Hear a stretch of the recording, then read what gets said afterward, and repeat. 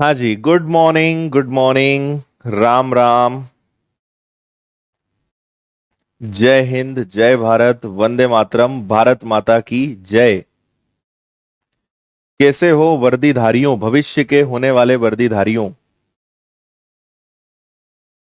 Okay.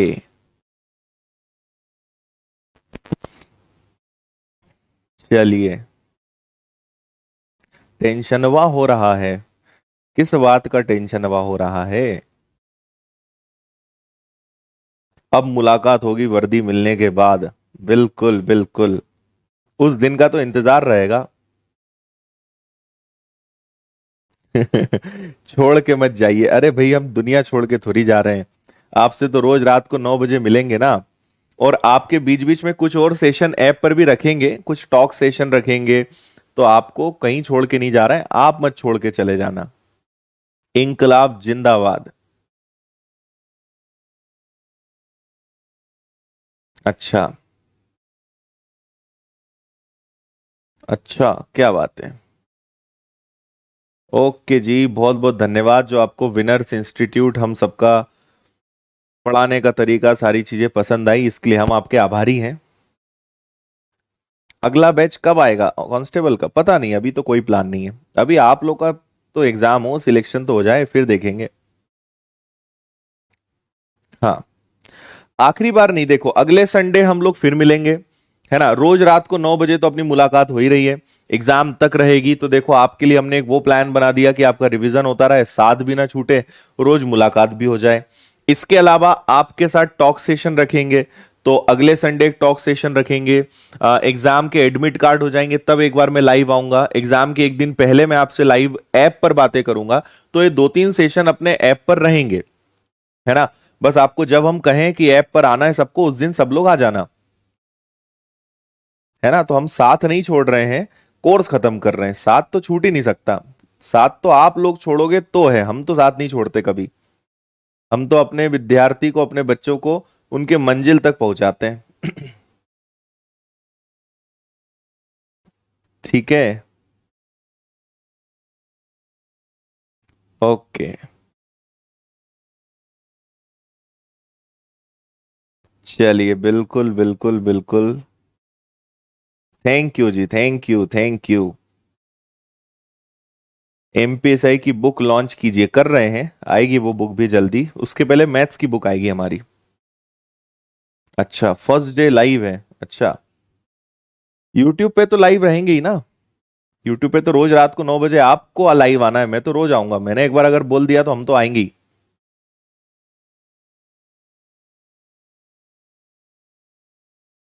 आपके course की validity आपके एग्जाम तक रहेगी, है ना। जैसे कुछ बच्चे ऐसे हैं जिन्होंने एसआई का ज्वाइन किया है लेकिन पढ़ाई कांस्टेबल की कर रहे हैं।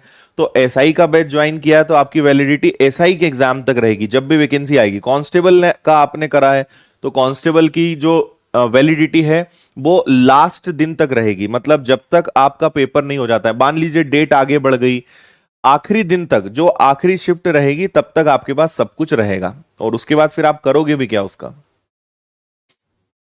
हाँ। ठीक है। इसलिए कृपया करके किसी भी प्रकार का अपने आप को टेंशन में ना डालें। डिमोटिवेट ना हो, डिप्रेस ना हो, अफवाहों पे ध्यान ना दें। है ना। केवल अपनी पढ़ाई से पढ़ाई रखें, मोबाइल कम चलाएं, नकारात्मक लोग, नकारात्मक वीडियो, नकारात्मक खबरें, इन चीजों से बचें। अच्छे पॉजिटिव रहिए, अच्छे से रहिए। जो होगा देखो, अगर डेट बढ़ेगी तो सबके लिए बढ़ेगी, अगर पेपर टफ आएगा तो सबके लिए आएगा। तो आपके अकेले का कुछ नहीं बिगड़ना है, जो होगा वो सभी लाखों बच्चों के साथ होगा। तो इसलिए कभी ऐसा ना सोचें कि मेरा क्या होगा। है ना। क्या होता है, जैसा हम सोचते हैं वैसा हमारे साथ होता है, आप माने या ना माने। इसलिए अच्छा अच्छा सोचोगे तो अपने साथ अच्छा होगा, जितना नेगेटिव सोचोगे उतना आपके साथ नेगेटिव होगा। जैसे कई बार होता है, आप सोचते हो कि आज गाड़ी में पेट्रोल खत्म नहीं हो जाए, आज पंचर ना हो जाए, उस दिन जरूर होगा। है ना। या आज ऐसा ना हो जाए, आज बस ना छूट जाए, आज ये नहीं हो जाए। तो जितना हम, क्या होता है, नेगेटिव चीजें हम सोचते हैं तो नेगेटिव चीजें हमारी तरफ अट्रैक्ट होती हैं। अगर हम अच्छा सोचेंगे, पॉजिटिव सोचेंगे, तो वो चीजें हमारी तरफ आएंगी। तो जैसा सोचेंगे वैसा आपके साथ होगा। इसलिए जो आप चाहते हैं कि ऐसा हमारे साथ हो, वैसा आप सोचिए। ठीक है। हाँ, स्पोकन इंग्लिश का बैच, ठीक है, स्पोकन इंग्लिश का बैच लाएंगे हम, है ना।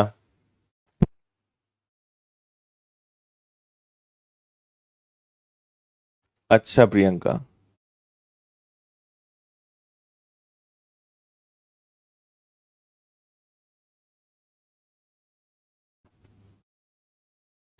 जो क्वेश्चंस नहीं बनते टेस्ट देते टाइम, उसको क्या करना चाहिए? उसको अगर नहीं बन रहा है तो फिर आप, नेगेटिव मार्किंग तो है नहीं, तो फिर तुक्का मारो, है ना, लेकिन खाली मत छोड़ कर आओ उसको फिर, अगर नहीं बन रहा है तो। ठीक है। और आप लोग एग्जाम में आग लगाने वाले हो, आपको अंदाजा नहीं कि आपकी तैयारी कितनी सुपर है बाकी लोगों के कंपैरिजन में, है ना। बस ओवर कॉन्फिडेंट नहीं होना है, लापरवाही नहीं करना है, इतने महीनों से जो मेहनत करते आ रहे हो उसमें ढिलाई नहीं देना है ना। क्योंकि ये अंतिम जो दिन होते हैं, ये सबसे ज्यादा महत्वपूर्ण होते हैं आपकी सफलता में, है ना। जिन्होंने आने वाले 20-25 दिन अपने आप को संभाल लिया, अपने आप को बड़ा खुश रखा, अपने आप को रिलैक्स रखा, अपने आप को पॉजिटिव रखा, अपनी मेहनत में कोई कंजूसी नहीं करेगा, लापरवाही अगर आप नहीं करोगे, तो आने वाले 20 से 25 दिन आपकी पूरी जिंदगी बदल सकते हैं, पूरा जिंदगी भर का टेंशन खत्म कर सकते हैं। इसलिए किसी प्रकार की कोई लापरवाही नहीं, किसी की बात में नहीं आना, कुछ ज्यादा नहीं, आंखें बंद करके कुछ चीज नहीं मानना, अच्छे से चलो। इतना लंबा सफर आपने तय करके आप यहां तक आए हो, तो इतने महीने आप अच्छे चले हो, तो 20-25 दिन और अच्छे से चलना है ना। सोचो, जीवन पूरा बदल सकता है, आपके माँ बाप का सपना आप पूरा कर सकते हो, आप कितनी सारी आपसे अपेक्षाएं हैं वो आप पूरी कर सकते हो। अंतिम दिन बचे हैं, इनमें संभलना है, पूरे जीवन भर की मेहनत खत्म। और अगर इन 25 दिनों को सीरियस नहीं लिया, तो सोचिए फिर क्या होगा, है ना। फिर वापस पढ़ाई करो, वापस से परीक्षा दो, और बड़ी मुश्किल से तो परीक्षाएं हो रही हैं। इसलिए पॉजिटिव रहिए, रिलैक्स रहिए, कूल रहिए, खुश रहिए, मेहनत करिए, सबका ध्यान रखिए, माँ बाप के सपनों का ध्यान रखिए, और लगे रहिए, है ना। और ये मानिए कि आपकी तैयारी बेस्ट है, बाकी लोगों से आप बहुत आगे हैं, और आपको अभी 25 दिन में और अपने आप को आगे करना है, और सिलेक्शन नहीं लेना है, टॉप मारना है। अपना टारगेट क्या है? टॉपर्स निकलने चाहिए, विनर्स के, तो मतलब है कुछ। तो आप टॉपर्स वाले लोग हो, टॉप मारने वाले लोग हो, सिलेक्शन तो यूं ही लोगे, है ना। बस संभल के चलना है, जो बताया जाए उन चीजों का ध्यान रखना है। बाकी तो आप आग लगा डालोगे पेपर में, आप देखना, आप बोलोगे सर आपने जो जो पढ़ाया सब आया वही का वही। ठीक है।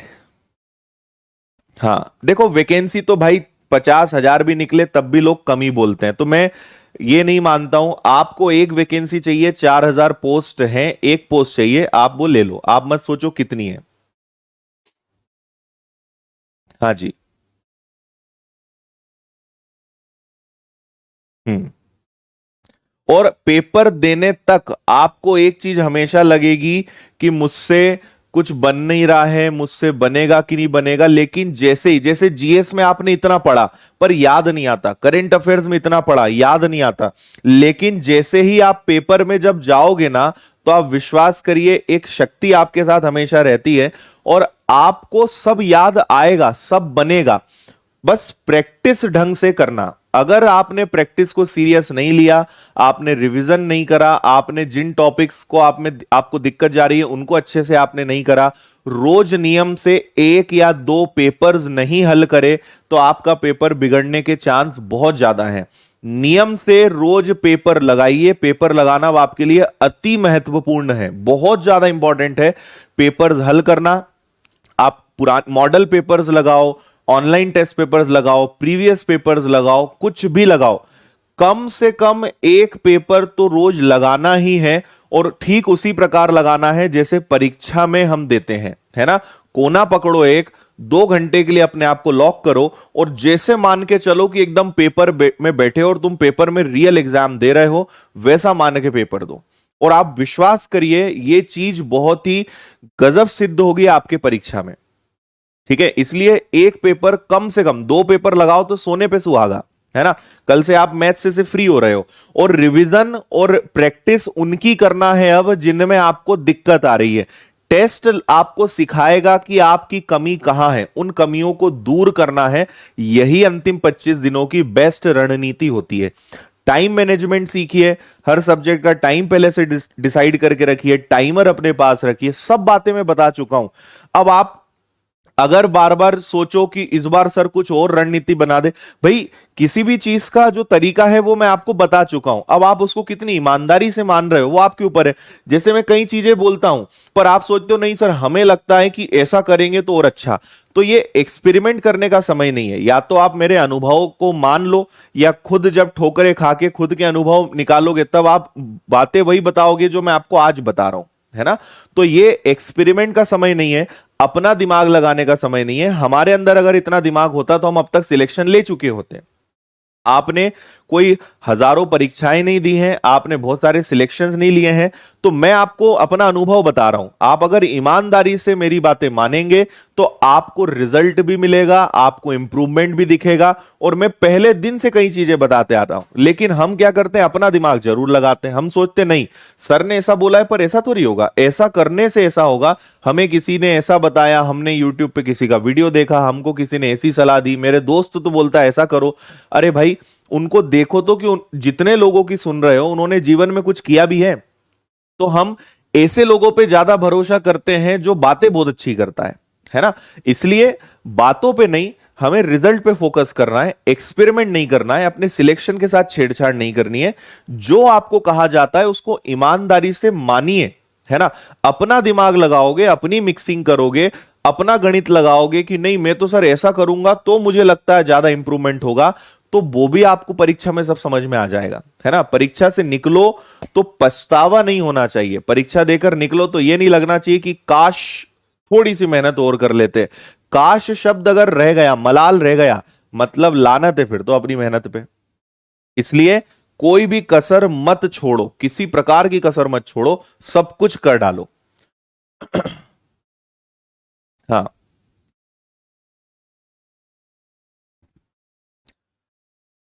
हाँ, देखो मैंने भी 12-13 सिलेक्शंस लिए हैं, लेकिन ऐसा नहीं कि हम हर एग्जाम में पास हुए। कई ऐसे एग्जाम्स हैं जिनका प्री निकला तो मेंस नहीं निकला, मेंस निकला तो इंटरव्यू नहीं निकला, हमने भी बहुत ठोकरें खाई हैं।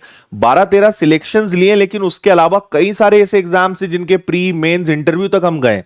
तो ठोकरें तो हर इंसान ने खाई है ना। लेकिन लगे रहना, अपने आप को निराश नहीं करना, अपने आप को हताश नहीं करना, है ना।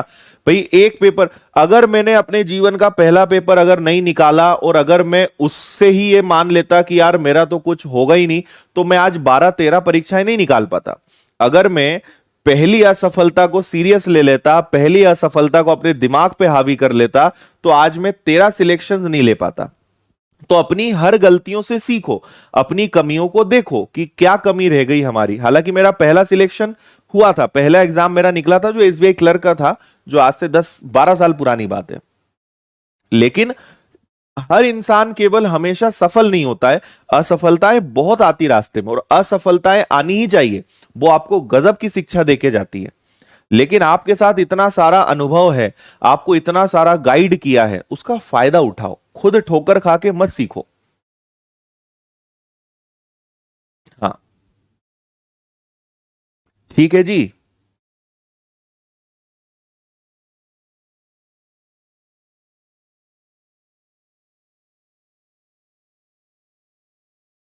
ओके, इसलिए सब्र रखो, बी पॉजिटिव, कूल, रिलैक्स, मस्त एकदम। ठीक है, जो होगा देखा जाएगा। मेरा एक ही फंडा था सक्सेस का, मैं हर अपने स्टूडेंट को बोलता हूं, पेपर देने के पहले घर से जब निकलो, माँ बाप का आशीर्वाद लो, है ना।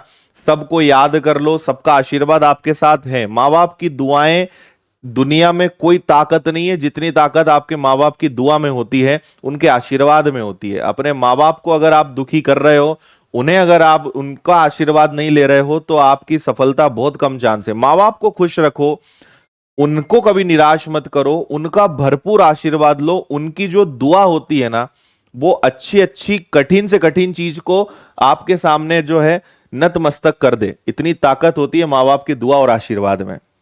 उन्हें कभी नाराज मत करो, उन्हें कभी परेशान मत करो, उनका आशीर्वाद लो और सोचो कि उन्हें आपसे कितनी अपेक्षाएं हैं, कितना डांटे कुछ भी करे, उनका सम्मान कभी करना बंद मत करो। वो हमेशा सम्माननीय है, आपके जीवन में सबसे महत्वपूर्ण है, उससे ज्यादा इंपॉर्टेंट कोई नहीं है। जीवन में कोई भी आ जाए, उनसे ज्यादा इंपॉर्टेंट आपके जीवन में कोई नहीं हो सकता, क्योंकि सिलेक्शन होने पे जो खुशी उनको होगी वो उतनी खुशी किसी को नहीं होने वाली है, क्योंकि उनका उनका सपना ही ये सपना है कि तुम्हारा कुछ हो जाए, तुम्हारा भविष्य बन जाए। इसलिए रोज आशीर्वाद लिया करो, अगर संभव हो रोज उनसे बात किया करो, है ना। रोज एग्जाम देने जाओ तो भरपूर आशीर्वाद लेकर जाओ, एक अलग ही ताकत आपके साथ है, भगवान है वो हमारे लिए तो, है ना। इसलिए जीवन बहुत बड़ा है, बहुत सारी चीजें, बहुत कुछ हम किया कर सकते हैं, निराश नहीं होना। और हम तो हैं ही आपके साथ, आपका सिलेक्शन हो ना हो हमारा सपोर्ट आपके साथ है, दुआएं हमारी है कि आप इसी एग्जाम में निकलो, हम तो यही चाहते हैं। लेकिन फिर भी आपको किसी प्रकार की मदद सपोर्ट लगे, आप मुझे बताओ, मेरा सपोर्ट आपके साथ है ना। आप कोई कोर्स आगे ले या ना ले, मुझे कभी इस बात से फर्क नहीं पड़ता। मैं आज तक अपने कई ऐसे विद्यार्थियों से जुड़ा हूं जिन्हें मैंने 10 साल पहले पढ़ाया था, है ना। तो मैं अपने स्टूडेंट्स का हमेशा ध्यान रखता हूं, उन्हें हमेशा सपोर्ट करने की कोशिश करता हूं। आप कितना साथ चाहते हैं, आप कितना साथ चल सकते हैं, यह आपके ऊपर है ना। मैं कभी साथ नहीं छोड़ता किसी का, ठीक है।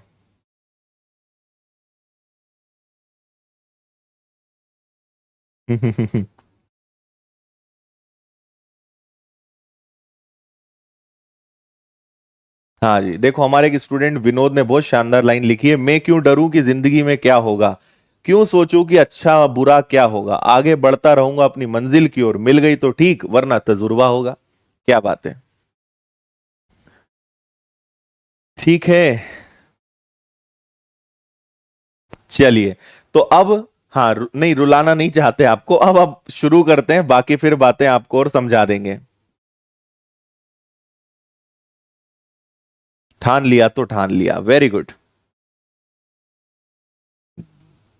चलिए, क्या होता है, मैं आपको एक आखिरी बात बता देता हूं।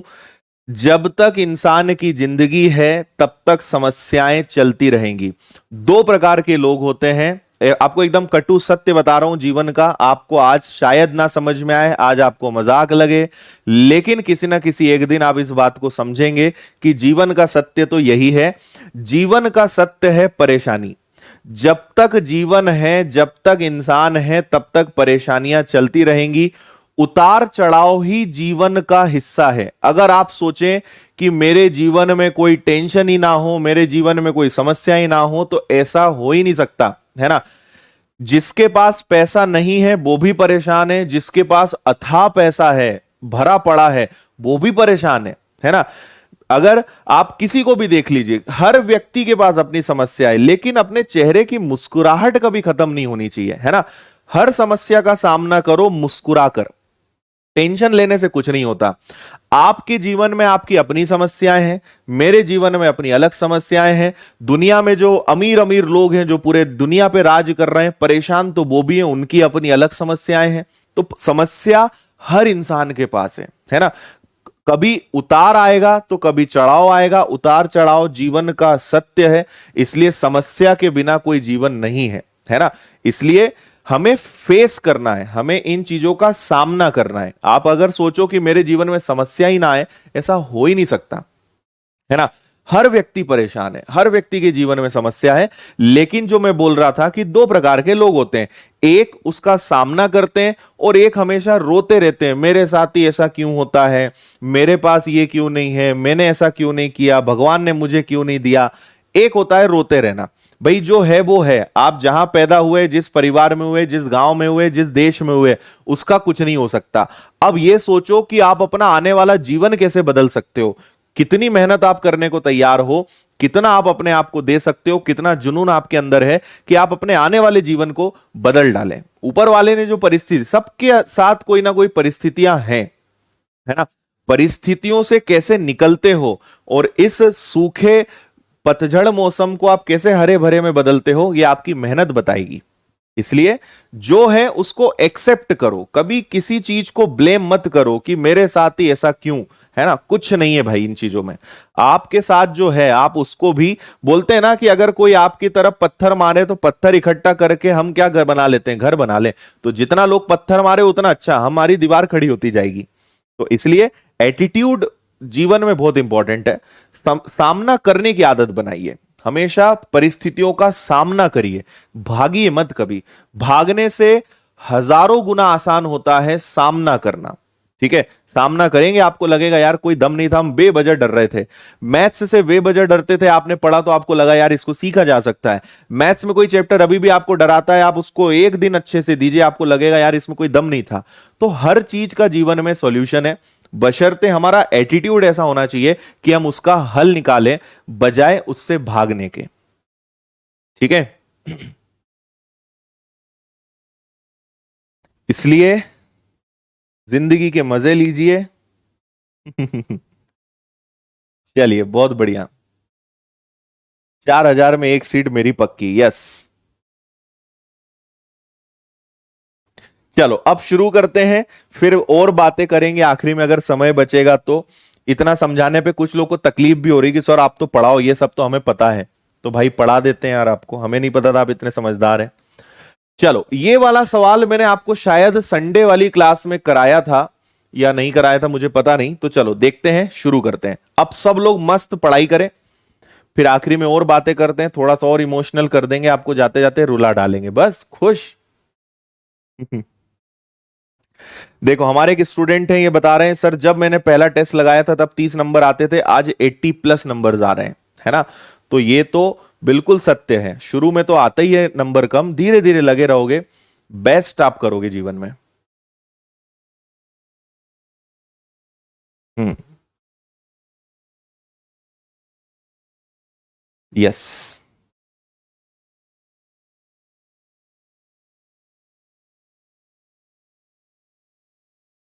हम्म,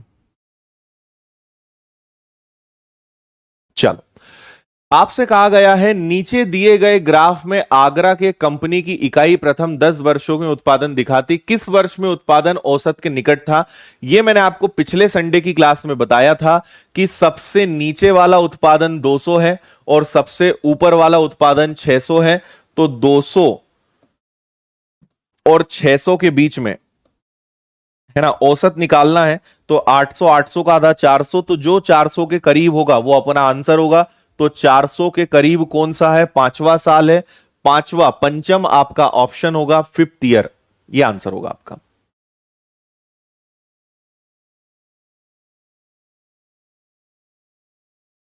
बहुत बढ़िया, तुम लोग लाइन तो एक से एक मार रहे हो आज।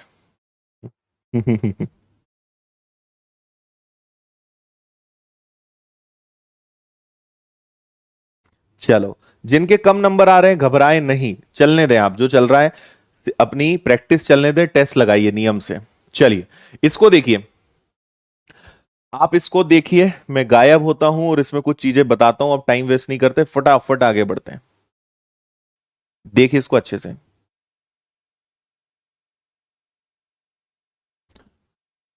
देखिए यहां पे आपसे कहा गया है निम्नलिखित ग्राफ ए और बी द्वारा परीक्षा में लाए गए अंकों को दिखाता है, जिसमें 5 टेस्ट होंगे, हर टेस्ट 200 अंक का है।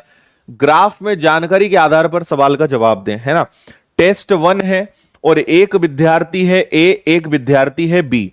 तो ए ने 100 नंबर लाया, ये एग्जैक्ट यहां जा रहा है, मतलब ये 150 है, ये कितना है, 100 है ना। ये 140 से थोड़ा सा कम है, ठीक है। ये आपका 140 है, ये आपका कितना है, 200 है। और ये आप देखिए 100 और 150 में ये अगर 140 है, ये उससे थोड़ा कम है, ये 135 है, तो थोड़ा सा अनुमान के आधार पे लेना पड़ेगा। ये 135 से भी थोड़ा नीचे है, ये वाला 135 से भी नीचे है, मतलब इसको हम 125 मान लेते हैं, है ना। और ये अगर 125 है तो ये भी कितना होगा, 125 होगा। और ये अगर 135 है और ये वाला कितना है, ये एग्जैक्ट आपका 100 आ रहा है। हाँ जी, ये आपका सेम आ रहा है क्या, ये 135 है और ये वाला कितना हो जाएगा, ये वाला आपका 100 आ जाएगा, है ना। तो बस यहां पे दो ही हैं जो आपको समझ नहीं आ रहे थे, एक ये वाला और एक ये वाला, इनको आप 125 मानकर करिएगा। 140 से कम है, और ध्यान से देखेंगे तो 100 और 150 के वो लगभग बीच में है, मतलब वो क्या होंगे, 125 125 होंगे। चलिए, ये रहा आपका पहला सवाल।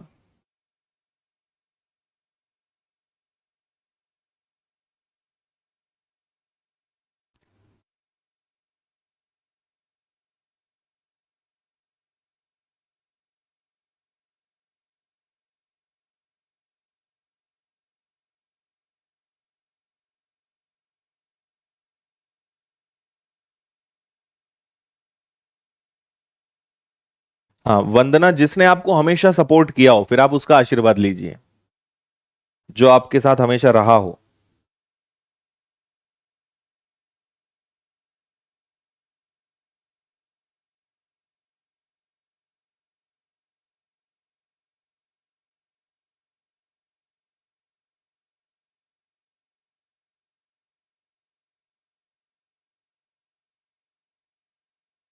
चलो, हो गया।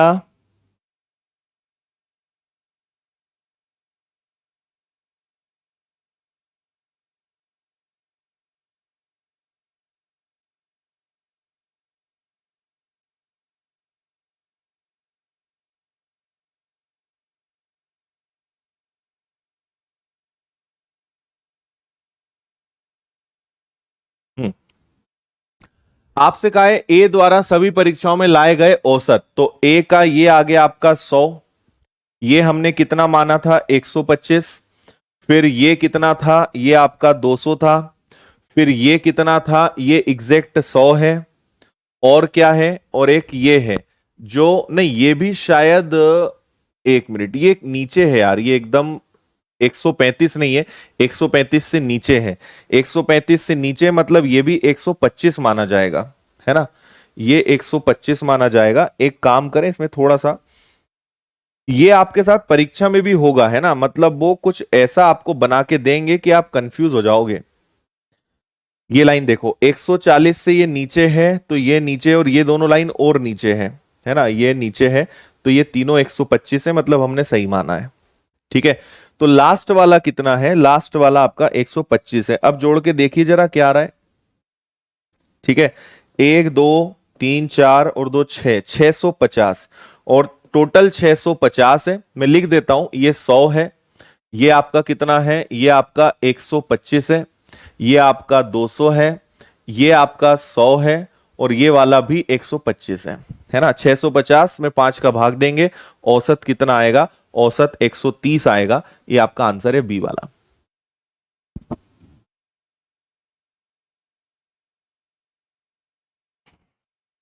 अच्छा, थैंक यू भाई, थैंक यू।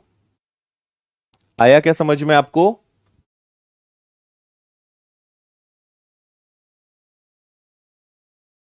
हाँ, 130 बिल्कुल सही आंसर है। चलिए, बी द्वारा, बी का भी औसत निकाल दो जल्दी से, इसी प्रकार बी का भी औसत निकाल दो।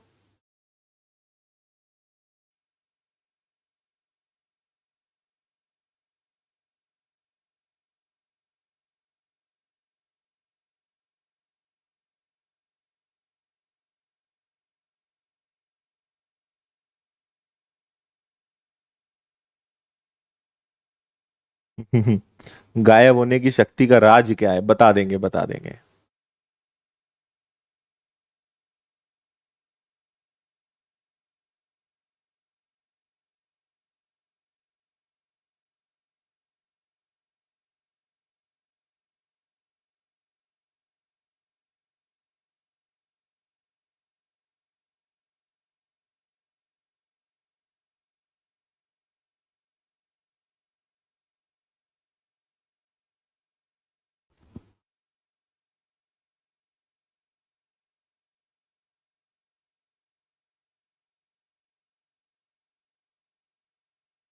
हाँ जी,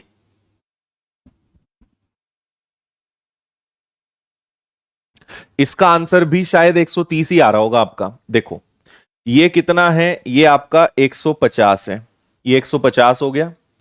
ये कितना है, ये ऑलरेडी 140 है, कोई दिक्कत ही नहीं है। ये कितना है, ये आपका 200 है। और ये कितना है, सब दिया है इसमें आपको। अरे यार सॉरी सॉरी सॉरी, ये नहीं 200 नहीं, ये तो बी को लेना है ना अपने को। 150 140, ये कितना हमने माना, ये 135 से कम है, मतलब 125 है। फिर ये कितना है, ये आपका 135 है। और ये कितना है, तो ये आपका कितना आ गया, 100 आ गया। अब जोड़िए जरा इन सबको, है ना। 1 2 3 4 5, 5 तो ये हो गया 500, है ना। फिर 5 और 4 9, 9 और 2 11, 11 और 3 15 और 1 16, नहीं, 3 2 5 और 1 6, 6 4 10, 150 आ रहा है इन सब का योग। मतलब इनका योग भी मजे की बात है कि 650 आ रहा है। और 650 को 5 से भाग दोगे तो अभी भी औसत 130 ही आएगा। बिल्कुल ठीक है, 130 करेक्ट आंसर है। आया समझ में, 130 सेम है। ये आपका एमपी पुलिस का आया हुआ क्वेश्चन है ना, 2016 का है ये। चलिए, बी के लिए अधिकतम अंकों में अधिक प्रतिशत की कमी इसमें होगी, अधिक अंकों में अधिक प्रतिशत की कमी इसमें होगी। For B maximum percentage decrease in marks. अच्छा, अधिकतम शब्द है यहां, म गायब है। अधिकतम प्रतिशत की कमी इसमें होगी, मतलब बी के अंक में सबसे ज्यादा कमी किस वर्ष आई, किस टेस्ट में आई, ये आपसे पूछा गया है।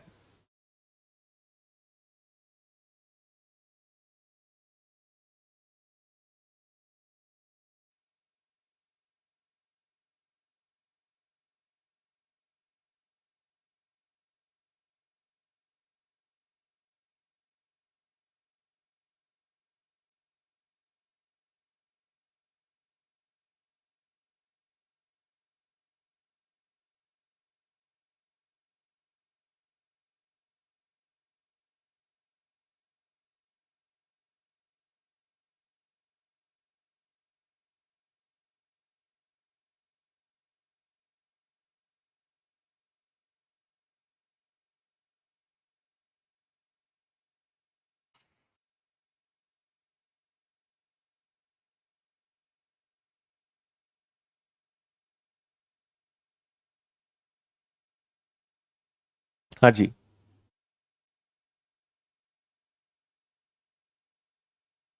ओके,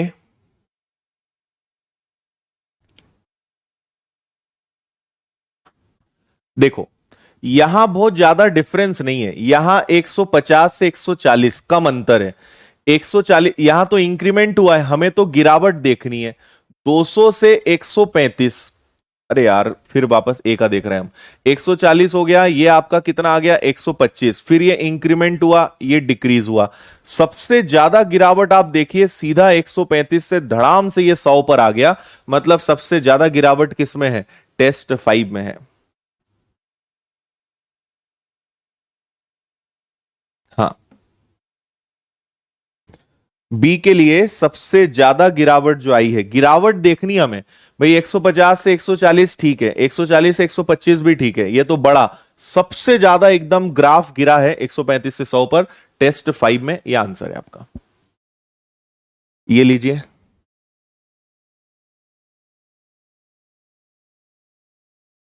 ये बड़ा शानदार प्रश्न है, कंफ्यूज कर देगा आपको।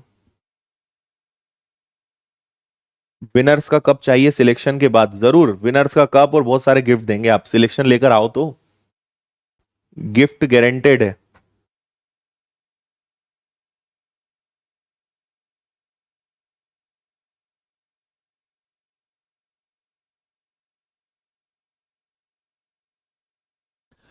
टेस्ट 6 में ए का स्कोर टेस्ट 5 से 10% अधिक अंक रहा। ए और बी के स्कोर का भव्य औसत बनाए रखने के लिए बी के अंक टेस्ट 5 से कितने प्रतिशत अधिक होना चाहिए या कम होना चाहिए, है ना। आप में से कई लोगों को तो अभी समझ ही नहीं आएगा कि आप बोलना क्या चाह रहे हैं। 2 बार अच्छे से पढ़िए।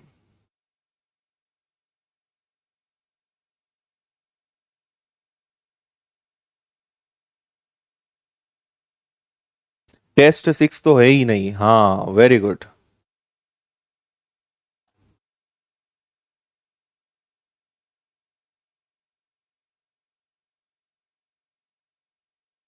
देखो, मैं आपको बताता हूं, पहले मैं ऐसे ही गायब रहकर ही बता देता हूं, फिर आपको मैं समझाता हूं कि आप बोल क्या रहे हैं।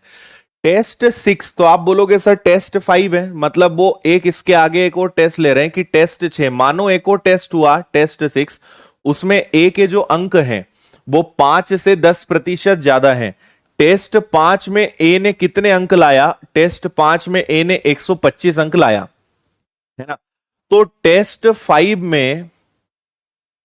5 में अगर ए ने 125 अंक लाया, तो टेस्ट 6 में 10% ज्यादा लाएगा। इसका 10% होता है 12.5, मतलब वो कितना लाएगा? 137.5 लाएगा, है ना। ये आ गया। अब आपको यहां बोला है कि ए और बी के स्कोर का भव्य औसत, है ना। तो मुझे ये बताइए, हमने ये दोनों पहले निकाले कि ए का ओवरऑल औसत 130 है, बी का ओवरऑल औसत 130 है ना। तो अगर ए का औसत 130 है, बी का औसत भी 130 है, तो इसको मैं जोड़ूंगा तो 260 आएगा। और अगर 2 से डिवाइड करूंगा तो ए और बी दोनों का पूरी परीक्षा का औसत भी 130 ही कहलाएगा, है ना। ए और बी का पूरी परीक्षा का औसत भी कितना कहलाएगा? 120 कहलाएगा। टेस्ट बी के अंक टेस्ट 5 से कितना प्रतिशत अधिक या कम होना चाहिए? तो अब मेरी बात ध्यान से सुनिएगा, हम 130 का दुगना करेंगे, कितना आएगा? 260, है ना। 130 का एवरेज मेंटेन करना है, मैंने 260 यहां लिया।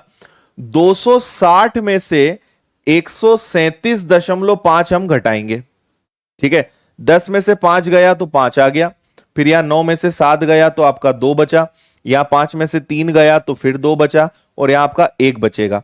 मतलब बी को 122.5 अंक लाना है। हालांकि उसने बेचारे ने कितने अंक लाया है? 100 लाया है। तो टेस्ट 5 में उसके 100 अंक हैं और उसको लाना है 122.5, मतलब उसको 22.5% ज्यादा अंक लाना है।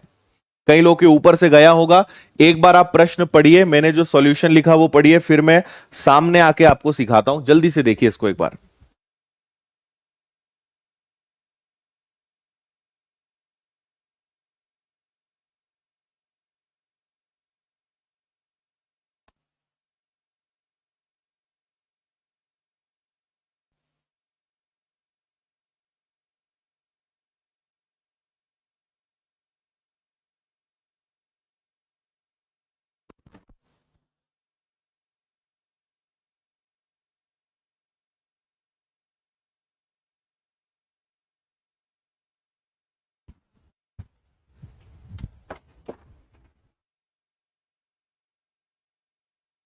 अच्छा, आ गया क्या समझ में? चलो एक बार मैं फिर भी बता देता हूं, सुनिए।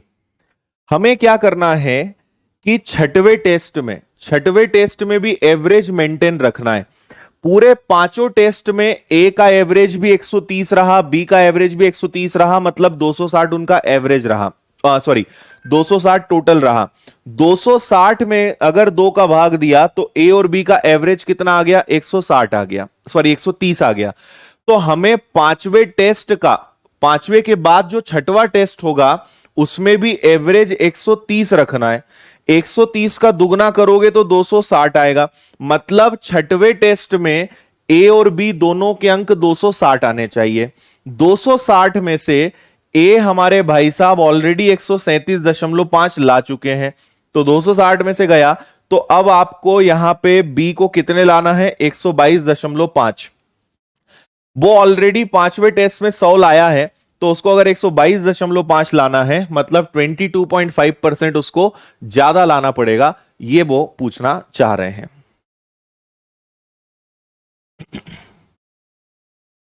ठीक है, आखिरी बार शॉर्ट में बोल रहा हूं। 130 का एवरेज छठवें पेपर में मेंटेन करना है। 130, दो लोग हैं, दुगना करा 260, दोनों का योग 260 आना चाहिए। ए ने पिछले टेस्ट से 10% ज्यादा लाया, 125 का 10% 12.5, 12.5 हुआ 137.5, 260 में से 137.5 गया, बी को 122.5 लाना है। 100 नंबर ला चुका है, अगले टेस्ट में 122.5 लाना है, 22.5% ज्यादा अंक लाना पड़ेगा। इतना सा इस प्रश्न का सार है। आगे बढ़ेंगे। अभी भी समझ नहीं आया, आराम से आप फुर्सत से इसको रिपीट करके देखिएगा। पढ़िए इसको जल्दी से। ऐसा क्वेश्चन भी हमने संडे किया था।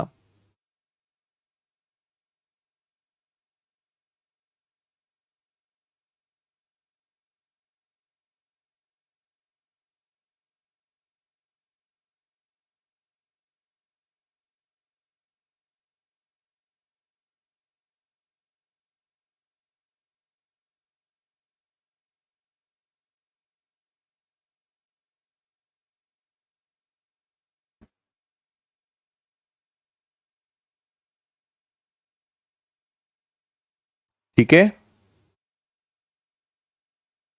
चलो यहां पे अलग अलग देशों का आपको दिया हुआ है हेल्थ पर खर्चा, और ये सारे आपके देश हैं। किस देश ने कितना खर्चा किया, 1960 में कितना खर्चा, 1970 में कितना खर्चा, 1980 में कितना खर्चा, 1990 में कितना खर्चा, और 2000 में कितना खर्चा, ये सब आपको दिया हुआ है।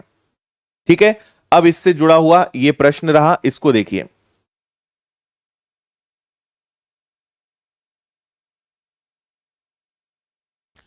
किस देश में 1960 से 2000 में स्वास्थ्य पर होने वाले खर्च में सबसे अधिक प्रतिशत वृद्धि देखी गई, है ना? ध्यान से देखिए, किस देश में स्वास्थ्य पर होने वाले खर्च में सबसे अधिक, या आपको पिछला ग्राफ दिखा देता हूं, उसमें ज्यादा क्लियर देखेगा। आपको यह देखना है कि किस देश में वृद्धि सबसे ज्यादा हुई।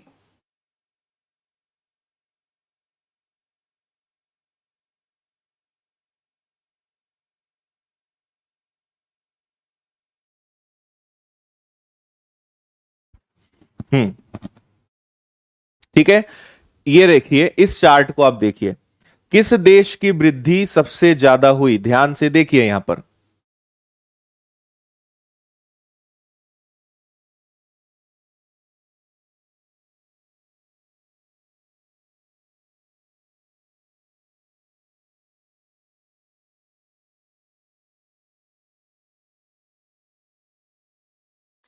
बिल्कुल ठीक, कनाडा एकदम सही आंसर है।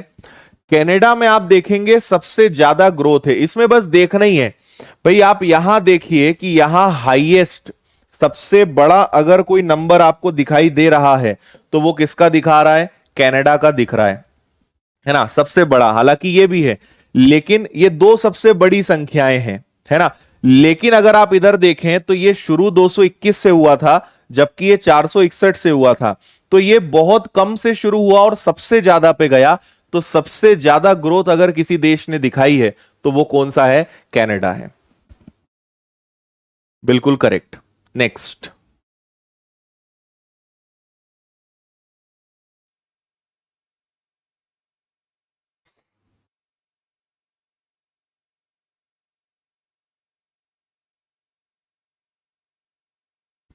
किस देश में 1960 से 2000 में स्वास्थ्य पर होने वाले खर्च में सबसे कम प्रतिशत वृद्धि देखी गई, है ना? कौन सा देश है जिसने बहुत ज्यादा खर्चा नहीं किया, है ना? तो आप अगर वापस इसी ग्राफ में देखें तो देखो सबसे कम इंटरेस्ट किसने लिया खर्चे में। तो आप देखेंगे सबसे कम, पहले यहां पे ये देखो, ये 553 पर ही है, और शुरू कहां से हुआ था, 223। मतलब इसने कुछ भी खर्चा नहीं किया, 223 था, 553 पे पहुंचा। बाकी देश देखो कितना आगे बढ़ गए, इसने कुछ नहीं करा। तो जो चेक रिपब्लिक है, यह आंसर होगा, इसने सबसे कम खर्चा किया है स्वास्थ्य पर।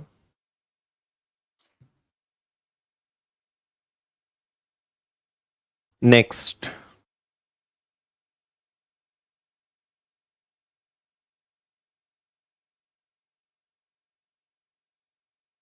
किस देश में अवधि में स्वास्थ्य पर होने वाले खर्च में लगातार वृद्धि नहीं दिखाई दी है ना? और आपको याद होगा, यही वो प्रश्न था जो मैंने आपको संडे कराया था, और ये रॉन्ग क्वेश्चन था, परीक्षा में ये रॉन्ग आया था, क्योंकि ऐसा कोई देश है ही नहीं जिसने लगातार वृद्धि नहीं करी हो, है ना? तो ये क्वेश्चन कैंसिल हुआ था। हालांकि इसका आंसर उन्होंने फिनलैंड दिया था, जबकि हर देश की यहां वृद्धि हुई है, हर देश ने वृद्धि करी है। तो ऐसा कोई देश ही नहीं है जिसने वृद्धि ना करी हो। चलिए, किस देश के लिए 1960 से 2000 तक के स्वास्थ्य खर्च का औसत सबसे कम है? हम्म,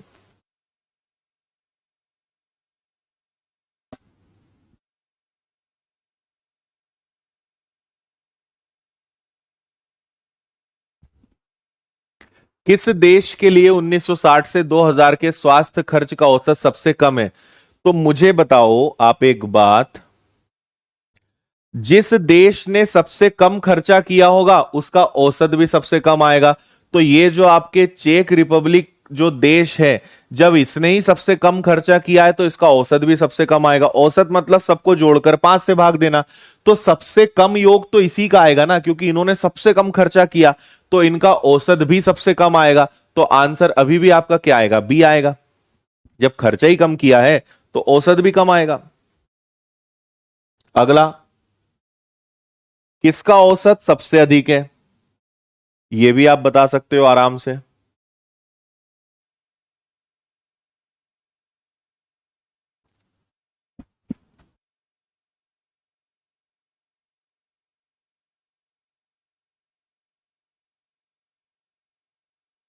किसका औसत सबसे अधिक है?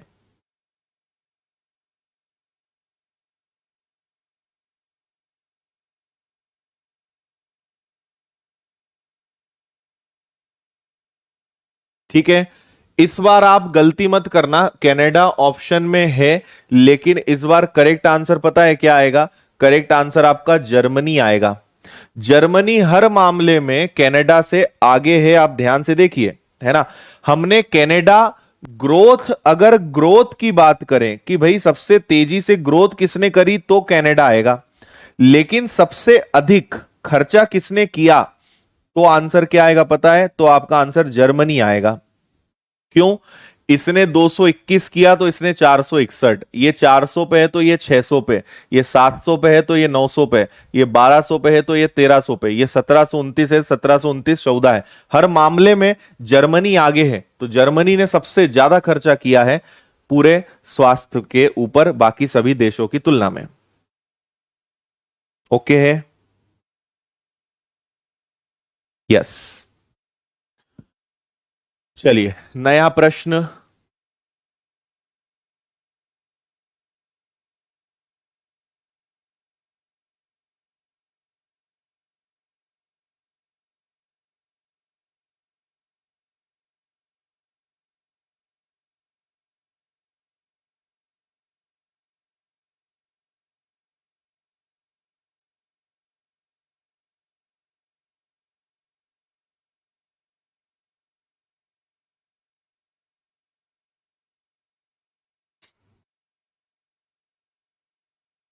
ग्रोथ ज्यादा नहीं मानेंगे ना, जो सबसे कम पे शुरू हुआ है और आगे बढ़ा है उसकी ग्रोथ ज्यादा मानेंगे।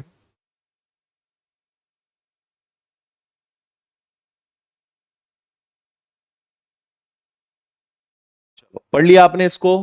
क्या बोल रहे हैं? निम्न तालिका राम मनोहर लड़कों के विद्यालय की कक्षा 10वीं के 4 वर्ग ए बी सी डी के छात्र द्वारा प्राप्त श्रेणियां दिखाती है। उपलब्ध कराई गई जानकारी का उपयोग कर निम्न प्रश्नों का उत्तर दें, है ना। 4 अलग अलग सेक्शंस हैं, ए बी सी डी।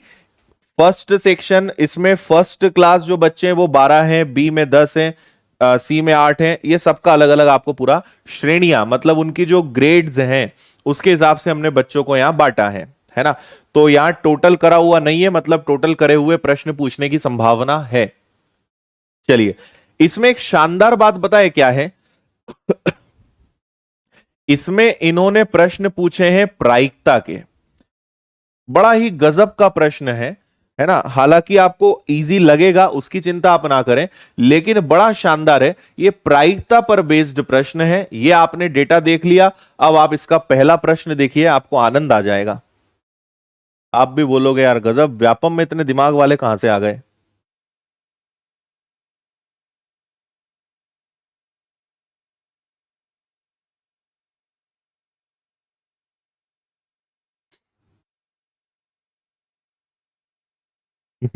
अच्छा, मनोहर पटेल, क्या बात है।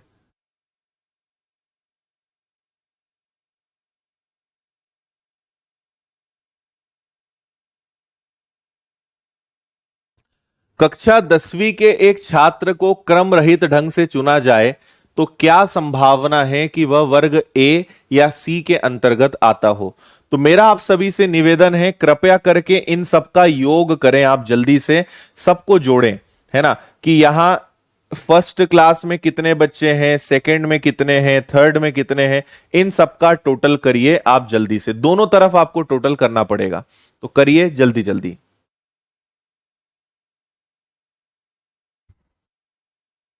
ये 44 होगा क्या? 8 4 12 13 14 कैरी 1 है ना। इधर अगर चलें तो 8 2 10 और 7 17 का 7 कैरी 1, और ये हो जाएगा 2 4 6 और 8, ये 87 आ जाएगा। इधर आप जाओगे तो 5 और 5 10, 7 और 2 9, 9 कैरी हो गया 1, 2 3 4 5 और 1 हो जाएगा आपका 6, है ना। और अगर इन तीनों को भी मैं जोड़ दूं तो कितना होता है, 7 7 और 4 11 और 9, तो ये हो गया 20 का 0, कैरी हो गया आपका 2। फिर 8 और 4 12, 12 और 6 18, 18 और 2, ये आ गया 200। तो एक बात मुझे काम की पता चल गई कि टोटल बच्चे कितने हैं, टोटल 200 बच्चे हैं, कुल मिलाकर 200 विद्यार्थी हमारे पास हैं। आप चाहें तो इनका भी टोटल कर लें, 12 प्लस 18 30, 12 प्लस 18 30, 30 और 25 कितना होता है 55। तो ए में 55 बच्चे हैं, है ना। फिर इधर आप आ जाओ तो 2 3 4 40 और 10, इसमें 50 बच्चे हैं। फिर इसी प्रकार इधर आ जाइए तो ये हो जाएगा आपका 22 और 8 30, 30 और 15, 30 और 15 कितना होता है आपका 45 बच्चे हो गए। और इधर आ जाइए, ठीक है, तो ये हो जाएंगे आपके 24, 24 और 14 38, 38 और 12 कितना होता है, 38 और 12 भी आपका 50 होता है, तो ये भी 50 हो गया। 5 और 5 10 का 0 हासिल का 1, ये भी आपका 20 हो रहा है, ये भी संतुष्ट कर रहा है। तो ये हमने एक बार कर लिया, बार बार का टेंशन खत्म। हाँ, अब देखिए जरा, फिर मैं सामने आके आपको समझाता हूं। कक्षा 10वीं के एक छात्र को क्रम रहित ढंग से चुना जाना है, क्या संभावना है। मैंने आपको कहा है कि कभी भी संभावना शब्द आता है तो इसका हमेशा मतलब होता है अनुकूल बटे कुल, अनुकूल बटे में कुल, ये प्रायिकता का हमने नियम पढ़ा है, ठीक है। तो कक्षा 10वीं के एक बच्चे को चुनना है, 10वीं के तो खैर सभी बच्चे हैं, क्या संभावना है कि वो ए या सी में आए। देखो, या का मतलब प्लस होता है, ए या सी में आए, और नीचे हम हमेशा क्या लिखते हैं, कुल लिखते हैं। कुल कितने बच्चे हैं, 200 हैं। और ए में कितने लोग हैं, ए में 55 है, सी में कितने हैं, सी में 45 है। तो 55 प्लस 45, या तो 55 में से आए या 45 में से आए, तो ये आ गया आपका 100 बटे 200। और ऑप्शन प्रतिशत में तो 100 का गुणा कर दो, आंसर आपका आएगा 50%। तो 50% वाले बिल्कुल सही आंसर दे रहे हैं।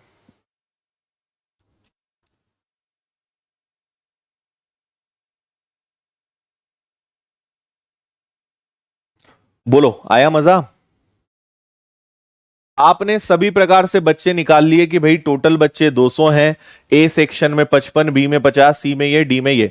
ए या सी में से सिलेक्ट करना है, एक बच्चा चुनना है, तो 55 में से कोई भी एक हो सकता है, 55 में से कोई एक हो, या 45 में से कोई एक हो, और पूरे 200 में से कोई एक हो। तो इनको लिखने की जरूरत ही नहीं है ना।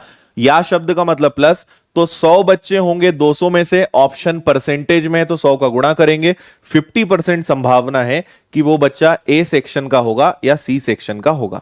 आया मजा। इतना खेल है, अगर आप इतना समझ गए तो आप सारे प्रश्न के आंसर आप दे पाओगे, कोई दम नहीं है इसमें। बिल्कुल ठीक। ये लीजिए अगला, सभी वर्गों में दूसरी श्रेणी लाने वाले छात्रों का प्रतिशत क्या है ना। सभी वर्गों में दूसरी श्रेणी लाने वाले, तो दूसरी श्रेणी लाने वाले बच्चे ये रहे, है ना। ये कितने थे, ये 87 थे। तो 87 बच्चे हैं आउट ऑफ 200, मल्टीप्लाई बाय 100, 2 से कैंसिल करेंगे, 2 चौक 8, 2 तिया 6 और 2 पंजे 10, 43.5%, ये आपका आंसर आएगा डी वाला।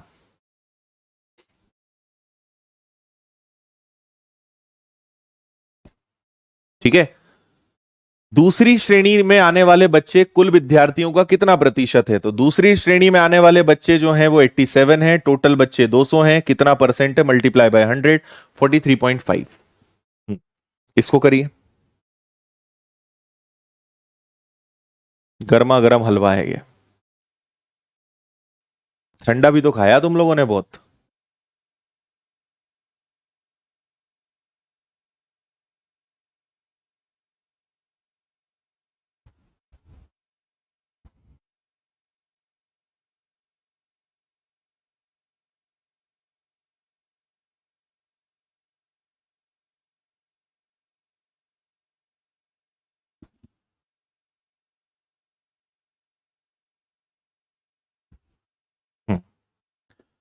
वर्ग बी की फर्स्ट क्लास का होना चाहिए, या वर्ग डी के वर्ग डी के अंतर्गत थर्ड श्रेणी का होना चाहिए, बटे में कुल 200 विद्यार्थी गुणा हो जाएगा 100। तो बी का फर्स्ट होना चाहिए, तो बी वर्ग का फर्स्ट क्लास होना चाहिए मतलब 10। डी वर्ग का थर्ड क्लास होना चाहिए मतलब 12, है ना। बटे में आ गया 200, गुणा कर दिया आपने 100 का, तो ये आ गया 22 बटे में 200 गुणा कर दिया 100 का, 22 का आधा 11% आपका आंसर आएगा डी वाला। बोलो। एकदम आसान भाई, 11% बिल्कुल सही, है ना। वर्ग बी का फर्स्ट ग्रेड का बच्चा हो या डी की थर्ड ग्रेड का बच्चा हो, तो 10 और 12 22 कुल हमेशा नीचे, अनुकूल बटे कुल वाला फंडा हमने लगाया है ना। नेक्स्ट,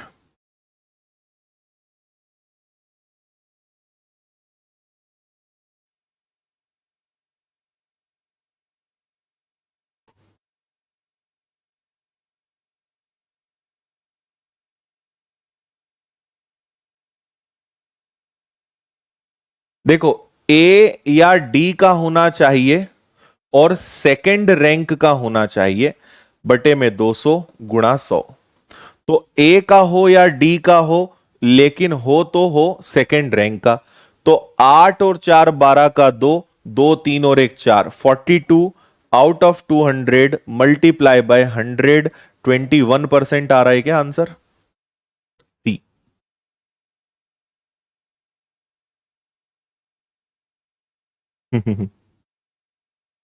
बताओ, ए का हो या डी का हो लेकिन सेकंड ग्रेड का हो।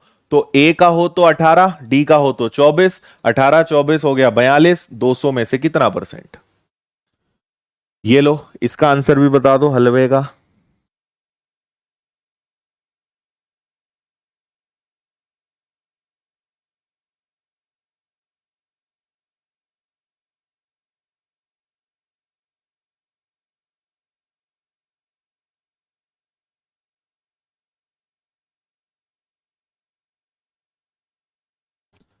वर्ग बी में आता हो और प्रथम श्रेणी में आता हो मतलब 10, है ना। वर्ग बी में हो, प्रथम श्रेणी में हो, हे प्रभु क्या होगा इस देश का? 5% आंसर है।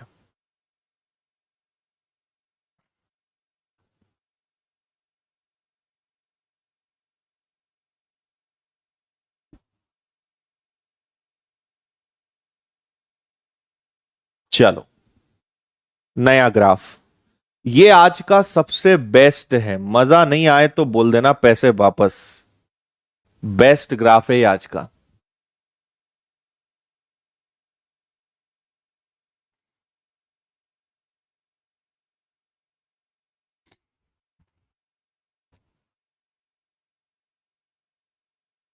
दो बार पढ़िए फिर मैं बताता हूं।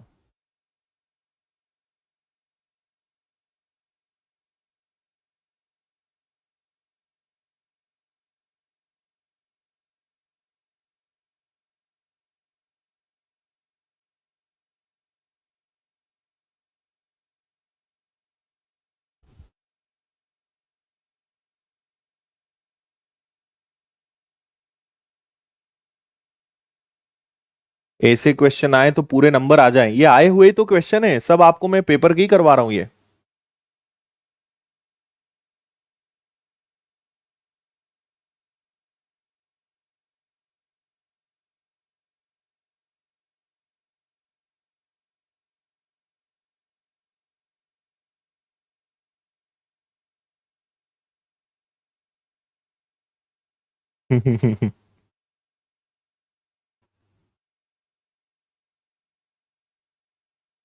हाँ, अपना अकाउंट नंबर और आईएफएससी भेज दो जिसको मजा नहीं आया।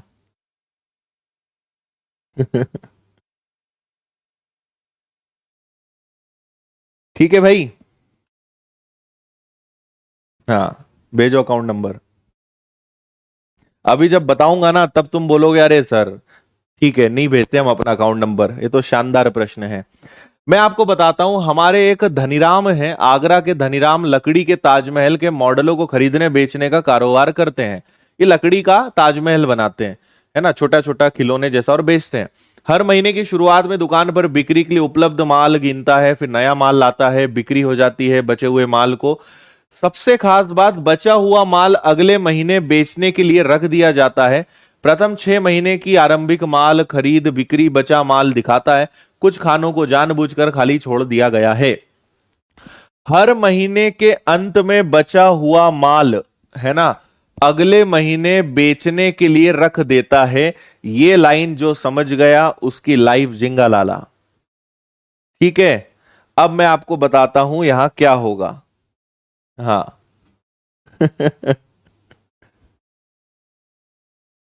हाँ, अब देखो जरा इधर क्या होगा।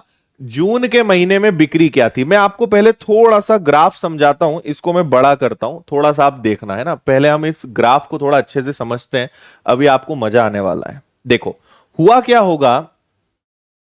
हमारे जो धनीलाल हैं, कौन है, धनीलाल ही है ना, धनीराम। इन्होंने, इनके पास शुरुआत में 30 आगरा के मॉडल रखे थे। इन्होंने 20 लेकर आए तो कुल कितने हो गए, 150। 150 में से 110 बेच दिए तो बच गए कितने, 40। जो बचे वो अगली बार ट्रांसफर हो जाएंगे। अब फरवरी में 40 तो पहले के बचे हैं और कुल हो गए 140। तो 40 में क्या जोड़ूं कि 140 आ जाए, मतलब ये 100 लाए होंगे, है ना। अच्छा 140 हो गए, 140 में से कितने बिके कि 15 हो जाए, तो 140 में से 15 गया, मतलब कितने बिक गए होंगे, 125। आ रही बात समझ में। 15 बचे, 15 गए यहां, 150 जोड़कर 165 हो गए। 165 में से 140 गया तो कितने बचे, 25। 25 गया यहां, 25 में क्या जोड़ूं कि 185 आ जाए, तो 160 लाया होगा। 160 160 25 85। 85 में से 55 घटाओ, 8 में से 5 गया 3, मतलब 130 बिके होंगे। 55 बचे, 55 यहां चले गए।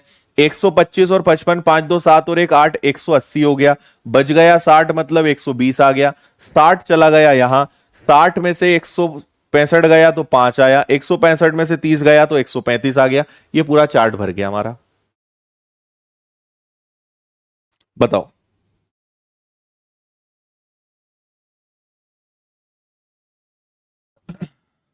बताओ जल्दी, आया समझ में खेल पूरा। जो बचेगा वो अगले साल जाएगा, तो ये अगले साल का बचा हुआ। फिर उसने कुछ खरीदे तो 140 हो गए। 140 कब होगा, जब 100 खरीदेगा। फिर 140 खरीदे और 15 बचे, मतलब 125 बेचे होंगे। 15 गया इधर, 150 और 15 165, 140 बेचे, कितने बच गए, 25। 25 गया इधर, 25 में कितना खरीदें कि 185 हो जाए, तो 160 आ जाएगा। 185 में से 130 बेचे, 55 आ गए। समझ में आ रही बात, ऐसा पूरा खेल चल रहा है। अब समस्या यह है कि इसको करना पड़ेगा छोटा, तो मैं इसको हटाता हूं, पूरा पूरी मेहनत को हटाते हैं। वापस अपने सवाल पे आते हैं।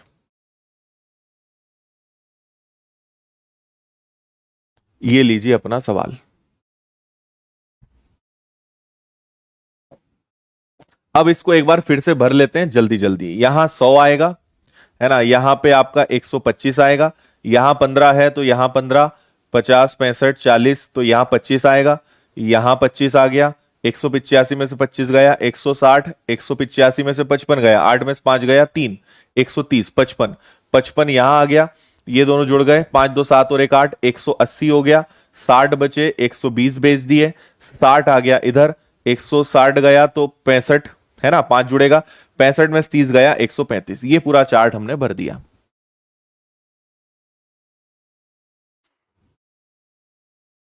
हम्म। ठीक है, अब समझ गए ना। हाँ,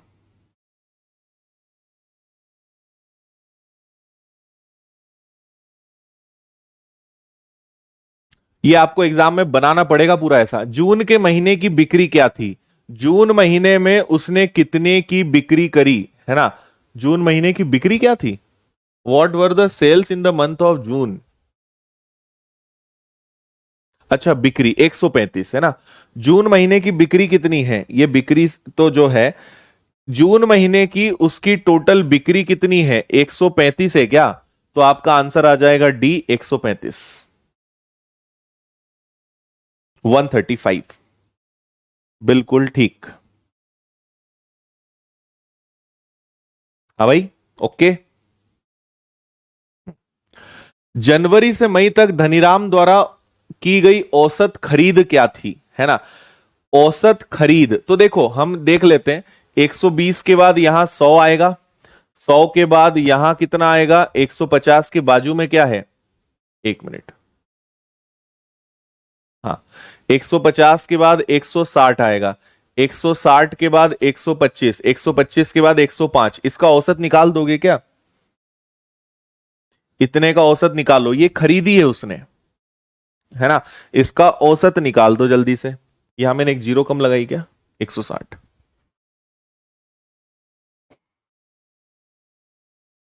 ठीक है, चेक कर लें। 120, 100, 150, 160, 125, 105। चलो जल्दी से बताओ मुझे औसत क्या आएगा, फास्ट। 1 2 3 4 5 6, 600 तो आपके ये हो गए, है ना। फिर क्या है, 5 2 7 और 6 13, 130 ये हो गए। और 25 और 5 कितना हो गया, 30 हो गया। तो ये आ गया आपका 60, 760। 760 को 6 से भाग दे दें क्या, तो 6 एकम 6, है ना। पॉइंट में जा रहा है क्या, एक मिनट। 1 2 3 4 5 6, 600 ये हो गए। फिर 5 2 7 और 6 13, 130 ये हो गया। 25 और 5 कितना हो गया, 30 हो गया। 3 और 3 6, 6 और 1 7। 6 से भाग दिया, 6 एकम 6। फिर आपका बचा कितना, 1 और 6, मतलब हो गया आपका कितना, 6 दूनी 12, है ना। बचा 4 और 0, तो 6 और 6 36। पॉइंट में आ रहा है।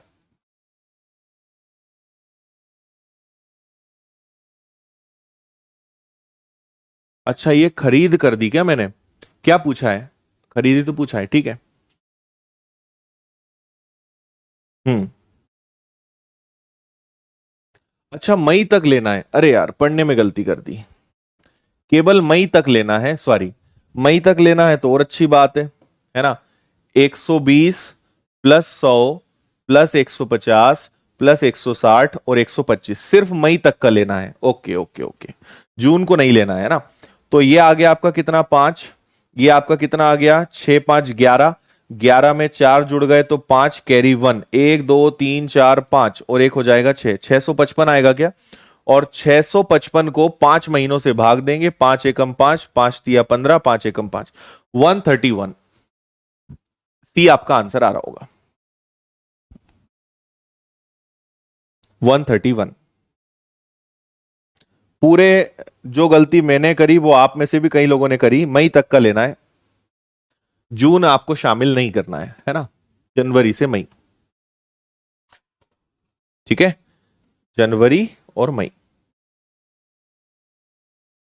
चलो आगे बढ़ो। जनवरी से मई तक धनीराम द्वारा औसत खरीदी क्या थी, अरे एक मिनट। जनवरी से मई तक औसत खरीद, जनवरी से मई तक औसत खरीद, सेम प्रश्न आ गया क्या,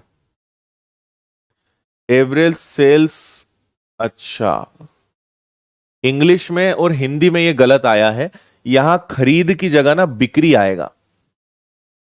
इंग्लिश में तो सही है, सेल्स है, इसको आप बिक्री कर लेना यहां पे, है ना। यहां क्या आएगा, बिक्री आएगा। खरीद तो आपने अभी निकाली जे, बिक्री निकालिए। फरवरी और इंग्लिश में भी फिर हिंदी में फिर गलत है। यहां फरवरी से जून लिखा है, यहां जनवरी से मई लिखा है, मतलब ये भी गलत है ना। इसको करेक्ट कर लीजिए आप पूरा। ये आएगा फरवरी से जून। क्वेश्चन में ज्यादा गलतियां हैं, थोड़ी सुधार लीजिएगा। फरवरी से जून तक बिक्री निकालना है आपको, औसत। फरवरी से जून तक का औसत निकालना है आपको बिक्री का।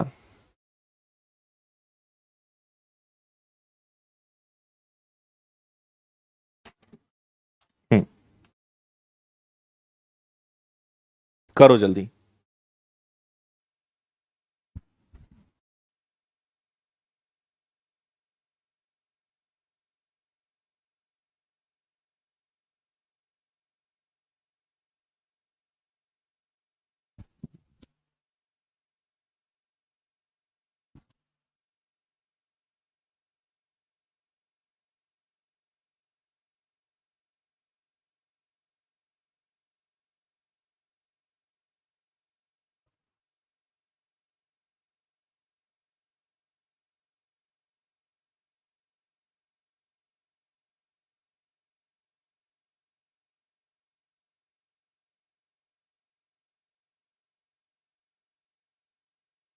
हाँ जी।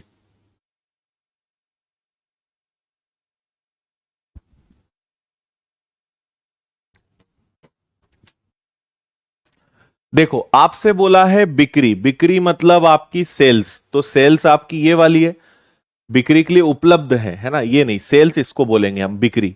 तो 110 और 140 है ना, हमने जो पहले लिखा था 125, 130, 120 और 135, तो ये लेना है हमें 125, 130, 120, 135, 125, 130, 135 और 100, कितना है यहां पे लास्ट वाला 100, एक मिनट, 125, 30, 20, 35, अच्छा यहां 20 आएगा, यहां 35 आएगा, इतने का आपको एवरेज निकालना है, बता दो जल्दी से।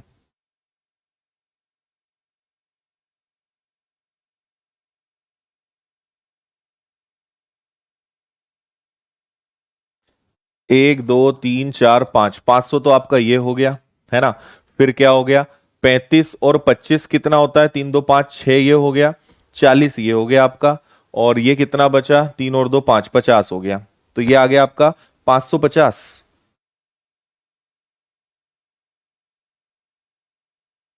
नहीं, 650, है ना, 500, 650 और 5 का भाग दोगे 130, 130 आ रहा है क्या, 130। सबका योग आ रहा है आपका कितना, 650, 650 को 5 से भाग दिया 130, ये आपका आंसर है। कहां से कहां तक, यहां से यहां तक। चलो आगे। मार्च महीने के अंत में बचा हुआ माल क्या था, तो हमने ये तो पहले ही निकाल लिया है। मार्च महीने के अंत में बचा हुआ माल, तो 165 में से 40 गया तो कितना बचेगा, 25, 25 यूनिट। धनीराम ने अप्रैल महीने में कितनी इकाइयों को खरीदा, ठीक है ना, धनीराम ने अप्रैल महीने में कितनी इकाइयों को खरीदा।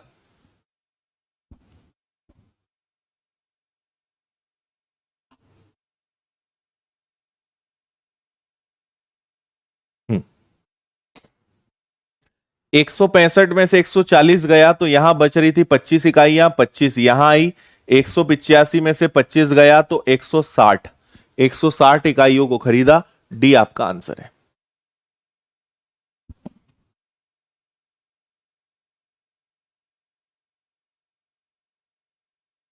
चलिए, आज का आपका अंतिम ग्राफ, चैप्टर का अंतिम ग्राफ, मैथ्स का अंतिम ग्राफ।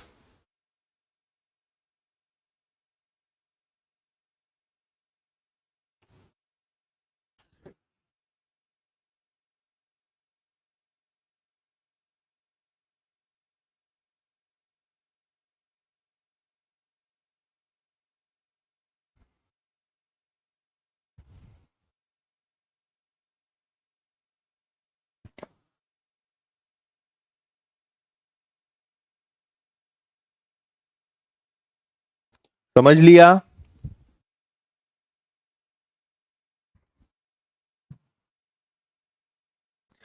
ये जो आपको दिख रहा है ना भाई, ये 10 है और ये 20 है, इसके बीच में, तो इसको हम क्या मानेंगे, 15 मानेंगे, है ना। इसी प्रकार ये क्या होगा, ये 35 होगा, तो ऐसा थोड़ा आपको अनुमान के आधार पर मानना पड़ेगा, और लगभग सबको उन्होंने बीच में ही दिया है, तो वो अच्छी बात है ना। Percentage of marriage proposal accepted, है ना, 3 शहर हैं, शादी के स्वीकृत प्रस्तावों की संख्या आपको यहां पे कही गई है, ये आपको बताना है, ठीक है जी। चलो ये लो आपका पहला सवाल। किस वर्ष में स्वीकृतियों का प्रतिशत प्रेमनगर और इश्कगंज में बराबर था। प्रेमनगर और इश्कगंज में बराबर था, बता दो।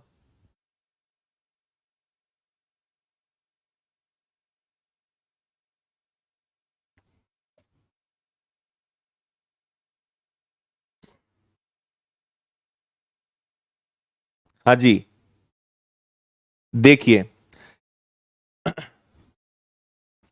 यहां पे आपको दो ऐसे वर्ष, मतलब किस साल प्रेमनगर और इश्कगंज बराबर था, तो आप देखोगे ये वाला साल जो है, यहां पे ये दोनों बराबर है, यहां पर भी ये दोनों बराबर है, बाकी यहां नहीं है, यहां नहीं है, यहां नहीं है।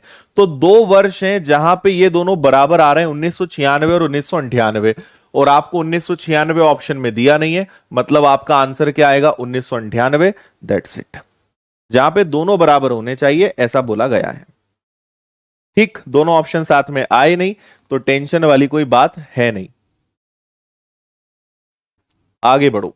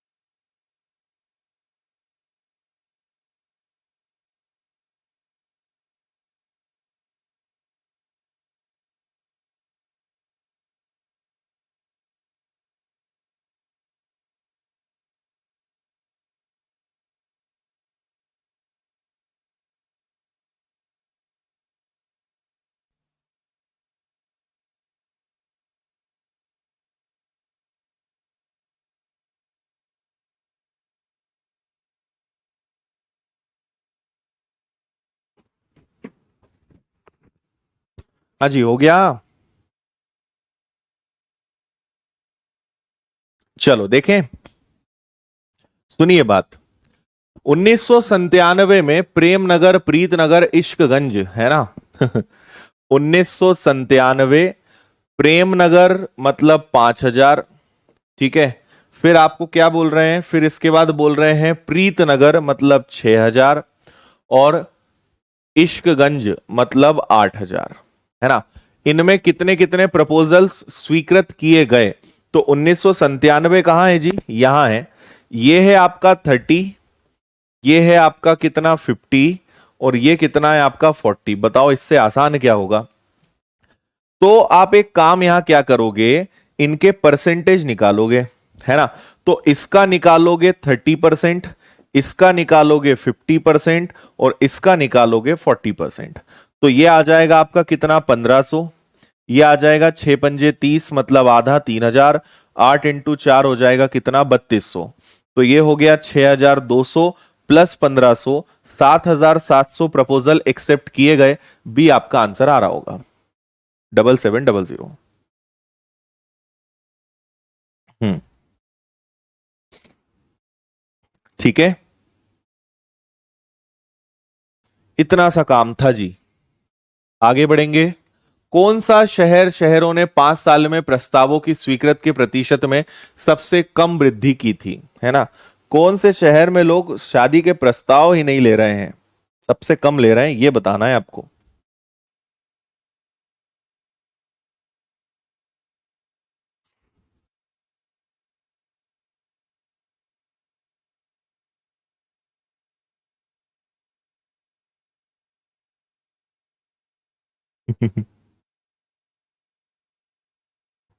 चलो, देखते से आप बताओगे। देखो भाई, आपके प्रीतनगर ने तो गजब की ग्रोथ करी है ना, यहां तो बहुत शादियां हो रही हैं। फिर इसके बाद आपका जो इश्कगंज है, ये भी थोड़ा ठीक ठाक है, इसने भी अच्छी ग्रोथ करी है। लेकिन सबसे पीछे जिसका नाम है प्रेमनगर, ये थोड़ा सा इन सब में पीछे ही रह गया, इसने कोई खास ग्रोथ नहीं करी। तो आपका आंसर क्या आएगा, प्रेमनगर। इसने कोई ज्यादा विशेष ग्रोथ नहीं करी। नेक्स्ट।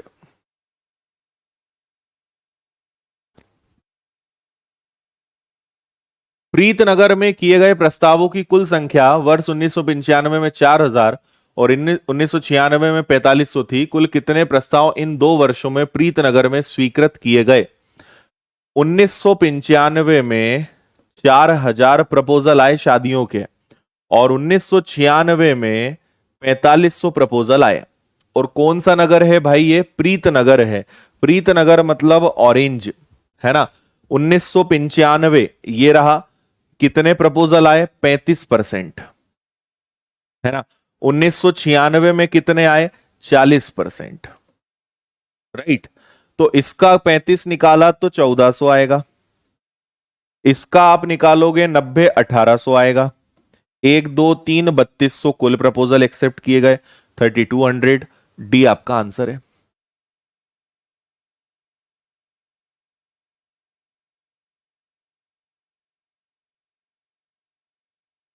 बोलिए जी, कोई दिक्कत परेशानी? हाँ, तो डीआई वैसे भी हलवा ही होता है ना, बस समझ में आ जाए तो, बाकी तो कोई दिक्कत नहीं है ना। समझ में ना आए तो डीआई बड़ा ही कठिन, समझ में आ जाए तो एकदम हलवा, एकदम गुलाब जामुन। ठीक है, तो इस प्रकार ये अपने डीआई चैप्टर का अंतिम प्रश्न था। मुझे उम्मीद है डीआई से अब आपको डर नहीं लगेगा, लेकिन इस चैप्टर में प्रैक्टिस की बहुत जरूरत है। आप इसमें और प्रैक्टिस करिए और नए नए क्वेश्चन करिए, कुछ नहीं करना है, पुराने आए हुए प्रश्नों को हल करना है। आपको इसकी प्रैक्टिस शीट हम देंगे। अपना जो रात वाला मैराथन सेशन चल रहा है उसमें हम एक दिन डीआई उठाएंगे, उसमें बहुत सारे क्वेश्चन करेंगे, तो आराम से बनेगा। सबसे इंपॉर्टेंट चीज क्या होती है डीआई में, कि आपको जो ग्राफ दिया है वो अच्छे से समझ में आना चाहिए कि यहां पे जानकारियां क्या दी हुई है। अब एक एक लाइन, एक एक शब्द को अगर आपने बहुत अच्छे से पढ़ लिया तो आपको आराम से, बहुत ही सरलता से सारी चीजें बन जाएंगी। डीआई बहुत आसान आता है, कोई दिक्कत परेशानी इसमें नहीं आएगी आपको। ठीक है, हाँ। तो बोलिए, बाके बिहारी लाल की जय, सत्यनारायण भगवान की जय, आज के आनंद की जय, पूरे मैथ्स के आनंद की जय, है ना। आज के आनंद के, अब तो आनंद ही आनंद है। हर हर नर्मदे। हम्म, मंजिल भी मिलेगी, जीने का मजा भी आएगा। बिल्कुल बिल्कुल बिल्कुल। तो अब आप बताइए कैसा महसूस कर रहे हैं, कैसा लग रहा है? मैथ्स आपका खत्म हो गया है, आज से आप आजाद हो गए, आजादी दिवस आपका आज यहाँ पे है। कल से 9 बजे कोई क्लास नहीं, लेकिन रात के 9 बजे, 9 बजे की याद दिलाने के लिए रात के 9 बजे की क्लास आपके लिए रखी है। तो उसमें तो आपको पधारना ही है, और आप पधार ही रहे हैं बखूबी, बशर्ते बहुत अच्छे से आप उसका आनंद भी उठा रहे हैं। गंगा मैया की जय। गंगा नहाए भैया। गंगा नहाए, फुर्सत हुए नहीं। ठीक है, नहीं आते हैं भाई, कुछ नहीं। अगर कुछ और लगेगा ना तो आप चिंता ना करो, अगर कुछ मुझे लगा कि यार ये भी आपको पढ़ाना है तो मैं पढ़ा दूंगा, है ना। अब थोड़ा सा प्रैक्टिस कर लो, घबराओ मत, है ना। 30 चैप्टर्स के आसपास हम पढ़ चुके हैं, एक आधा अगर कुछ हल्का फुल्का छूट जाएगा तो आप प्रैक्टिस करोगे तो वो आ जाएगा। एक चीज को, एक खूंटे को पकड़ के मत बैठो कि ये नहीं पढ़ाया, जो पढ़ाया उसमें से कितना आता है। अभी टेस्ट ले लूंगा तो पसीना छूट जाएगा, है ना, गीले हो जाओगे ऊपर से नीचे तक। इसलिए जो पढ़ा है, मैं कल भी समझा चुका हूं, कमियां निकालना बंद करो। जितना पढ़ा है उतना कितना बन रहा है वो तो देख लो। कोई एक आधा प्रश्न इधर उधर इक्का दुक्का आ गया तो उसको लेके बैठो मत कि ये चैप्टर आप पढ़ा दो। जितना पढ़ाया है उतना सीख लो पहले ढंग से। ठीक है, हाँ। अब देखिए हम क्या करने वाले हैं, मैं आपको जल्दी से पूरा प्रोग्राम बता देता हूं आने वाला। तो नेक्स्ट संडे हम क्या करेंगे, या तो सुबह या शाम कोई भी एक टाइम पे हम 1 घंटे का टॉक सेशन रखेंगे। तो उसमें आपके हालचाल ले लेंगे, आपकी स्थिति जान लेंगे कि क्या चल रहा है क्या नहीं। तो एक तो ये रहेगा आपका नेक्स्ट संडे, है ना। फिर डेली आप रात को 9 बजे, एकदम ईमानदारी के साथ आपको 9 बजे रात वाली क्लास अटेंड करनी है। उससे आपके मैथ्स का संपूर्ण रिवीजन हो जाएगा, है ना। इसके बाद जब आपके एडमिट कार्ड रिलीज हो जाएंगे तब एक बार हम मिलेंगे, है ना। एडमिट कार्ड आने पे हम मिलेंगे, और पेपर स्टार्ट होने के 2 दिन पहले भी हम मिलेंगे। ठीक है, 2 दिन पहले भी हम चर्चा करेंगे। और एक और आपको बहुत जिम्मेदारी भरा काम दे रहा हूं कि जिन लोगों का पेपर शुरू के पहले दिन, दूसरे दिन रहेगा, उन्हें क्या करना है एक काम बहुत जरूरी करना है, उन्हें जो पेपर में प्रश्न आए हैं वो मुझे सेंड करना है। पेपर के प्रश्न आप मुझे भेजेंगे ताकि हम दूसरे बच्चों को भी बता सकें पेपर कैसा आ रहा है, इसका पूरा एनालिसिस रखेंगे। तो प्रश्न के पेपर आपको भेजना है, और ये आप कहां भेजेंगे, ये आप मुझे भेजेंगे मेरे नंबर पर 8889955567। और अगर संभव होगा तो जो पहले दिन वाले जितने भी बच्चे हैं उनसे मैं फोन पर भी बात करूंगा, है ना, कैसा पेपर गया, क्या रहा, तो आपसे फोन पर भी मैं चर्चा करूंगा। तो इसलिए जिन जिन का पेपर पहले दिन, दूसरे दिन, तीसरे दिन है, वो मुझसे जरूर जुड़े रहिएगा। आपसे फोन पर भी बात करेंगे, आपको प्रश्न भी शेयर करना है और बाकी लोगों का भी भला करना है ताकि उन्हें भी समझ में आए कि क्या क्या हो रहा है। तो ये तो अगले संडे का प्रोग्राम हो गया, ये रोज का प्रोग्राम हो गया। एडमिट कार्ड आने पे हम मिलेंगे। ये सारी क्लासेस, ये वाली क्लास को छोड़कर बाकी सभी जो क्लासेस है अपनी कहां, ऐप पर होंगी। तो ऐप पर आपको नोटिफिकेशन मिलेगा। टेलीग्राम जो अपना ग्रुप है उसको ज्वाइन कर लेना। कई बार कई बच्चों को नोटिफिकेशन नहीं मिल पाता है, तो आप टेलीग्राम पे जो अपना विनर्स इंस्टीट्यूट इंदौर नाम का टेलीग्राम ग्रुप है उसको ज्वाइन करके रखिए, ताकि जब भी हम शेयर कर दें कि भाई आज कल संडे 12 बजे आपका टॉक सेशन रखा गया है, तो बिल्कुल हाजिर हो जाना है, सब काम धंधे छोड़कर। ठीक है, हाँ। आप आपके एडमिट कार्ड्स भी मुझे भेज देना ताकि मैं उसमें देख लूंगा। क्योंकि देखिए एक बात समझिए, कभी ये मत सोचिए कि यार हम अपने प्रश्न क्यों बताएं, दूसरों का भला क्यों हो। कभी भी ऐसी मंशा, इस भावना से कभी काम ना करें, है ना भाई। आपका पेपर हुआ, शेयर करिए, बाकी का भला करिए, मिलकर चलना सीखिए। कभी अकेले अकेले अपना भला, अपना फायदा कभी मत सोचिए, सबका फायदा करिए, सबके साथ मिलजुल कर चलिए। वो एक सुकून देता है, वो एक संतुष्टि देता है। अपने बारे में ना सोचे, सबका भला करने के बारे में सोचे, है ना। तो इसलिए आपको पेपर भेजना, पेपर होते ही आपको प्रश्न भेजना है मुझे इस नंबर पे, है ना। और फोन पे हम बात भी करेंगे, पक्का आपसे बात भी करूंगा, मैं आपसे हालचाल लूंगा, कैसा पेपर आपका गया, क्या चीजें, तो ये भी हम करेंगे, है ना। मतलब आपके पहले दिन जो पेपर रहेगा, मान लीजिए पेपर की डेट आगे नहीं बढ़ी तो 6 अप्रैल को मैं सारी क्लासेस कैंसिल करूंगा और केवल दिन भर आप, मतलब मैं खुद, मेरी धुगधोगी उस दिन बनी रहनी है कि आपको पेपर के हॉल तक पहुंचना, पेपर कैसा आया, क्या बन रहा है। तो उस दिन मैं कोई क्लास नहीं लूंगा, केवल आपसे बातचीत करने के लिए और बाकी बच्चों को बताने के लिए कि आज का पेपर कैसा आया है। उस दिन मेरी, पहले दिन मेरी सारी क्लासेस कैंसिल रहेंगी, उस दिन कोई क्लास नहीं होगी। केवल और केवल आपके साथ में उस दिन रहने वाला हूं, नॉट फिजिकली, बाकी मेंटली सपोर्ट के लिए मैं आपके साथ हूं, एनालिसिस करने के लिए आपके साथ हूं। तो उस दिन मेरी सारी छुट्टियां रहेंगी, बस आपके पेपर को उस दिन अच्छे से जी जान लगा के समझेंगे। ठीक है, हाँ जी। आप इतने प्यारे प्यारे जो कमेंट्स लिख रहे हैं उसके लिए आप सभी का हृदय की गहराइयों से धन्यवाद, जो आप इतना सम्मान देते हैं, इतना अच्छा अच्छा लिखते हैं, और यही चीजें कुछ और करने की हिम्मत दे देती है, और अच्छा करने के लिए और जोश और जुनून दे देता है। तो आप सभी का तहे दिल से धन्यवाद।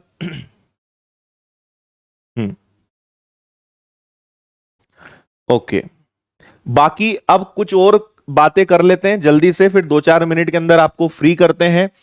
आपको एक चीज पता है कि आप अगर मुझसे हमेशा जुड़े रहना चाहते हैं तो 8889955567 ये नंबर आपको सिलेक्शन तक मिलेगा, जिसपे आप केवल मुझसे व्हाट्सएप के माध्यम से जुड़ सकते हैं। आपका जिस दिन रिजल्ट आ जाए, सिलेक्शन आ जाए, आप उसकी खुशखबरी मुझे इस नंबर पे देंगे और मैं आपको फोन लगाऊंगा, और फिर मैं आपको मेरा पर्सनल वो नंबर दूंगा जो आप हमेशा रख सकते हैं, जिसपे आप मुझसे हमेशा कॉल के माध्यम से कनेक्ट हो सकते हैं।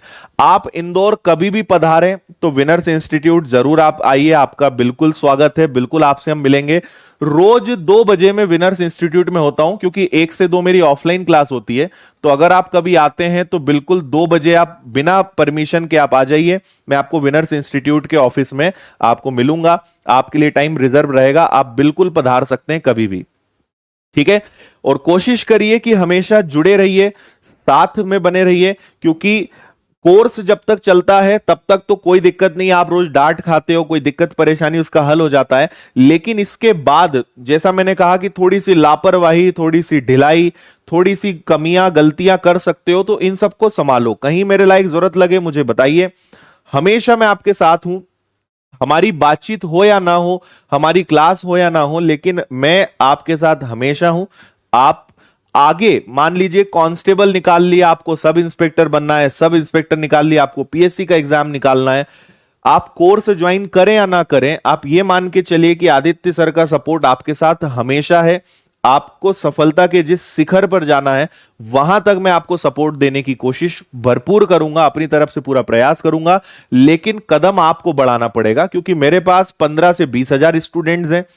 आपको अपना कदम बढ़ाना पड़ेगा, आपको मुझ तक पहुंचना पड़ेगा, लेकिन मेरा सपोर्ट आपके साथ हर दम हर सांस तक रहेगा, ये आप ध्यान रखेंगे। तो आप अपना एक बड़ा भाई, अपना एक गुरु, अपना एक शिक्षक आपके साथ हमेशा आपके सपोर्ट के लिए है, ये बात आप हमेशा ध्यान रखिएगा, है ना। कोई भी दिक्कत परेशानी है बिंदास आप शेयर करें, कभी भी डिमोटिवेट ना हो, नकारात्मक लोगों से जितना दूर रह सकते रहें, हमेशा पॉजिटिव रहें।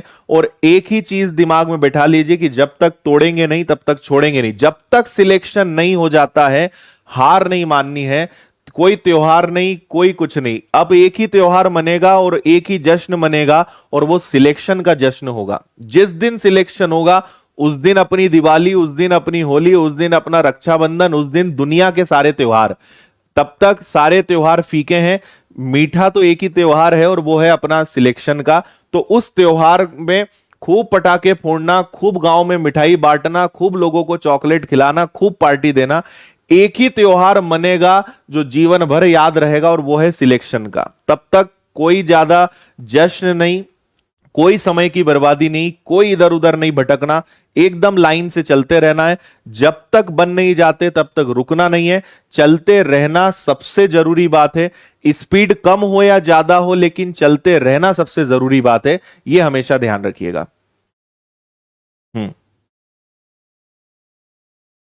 ठीक है। और सिलेक्शन के बाद आपका बिल्कुल स्वागत है ना। आप अभी जरूर बोलते हो नहीं सर सिलेक्शन के बाद आपसे मिलने आएंगे, लेकिन कई लोग अपने वादों से मुकर जाते हैं, हालांकि आपसे उम्मीद नहीं है। बाकी फिर भी अगर आप ना मिलने आ पाए तो अपनी खुशखबरी जरूर दें, ताकि हमें लगे कि यार हमने इतनी मेहनत करी है तो चलो हमारे बच्चों का भी भविष्य बना। तो खुशखबरी जरूर शेयर करें, है ना। आपके सिलेक्शन की जो न्यूज है वो हमसे जरूर आप शेयर करें, हमें बहुत अच्छा लगेगा। इतनी जो हमने मेहनत करी है उसका हमारा फल अल्टीमेटली वही है, हम उसी से चल रहे हैं। ठीक है। और आप यहां आएंगे तो आपका बिल्कुल भरपूर ढोल नगाड़े के साथ स्वागत है। विनर्स की तरफ से आपको गिफ्ट्स मिलेंगे सिलेक्शन पर, ये मेरी तरफ से पक्का है। अपनी समोसे की पार्टी, समोसे से भी बड़ी पार्टी आपको देंगे सिलेक्शन लेने पर। ऑफलाइन में तो समोसे मिलते हैं, आपको समोसे नहीं मिले तो आपको इकट्ठे समोसे खिलाएंगे, इकट्ठा साथ में खाना खाएंगे, कोशिश करेंगे कि आपके साथ लंच करेंगे।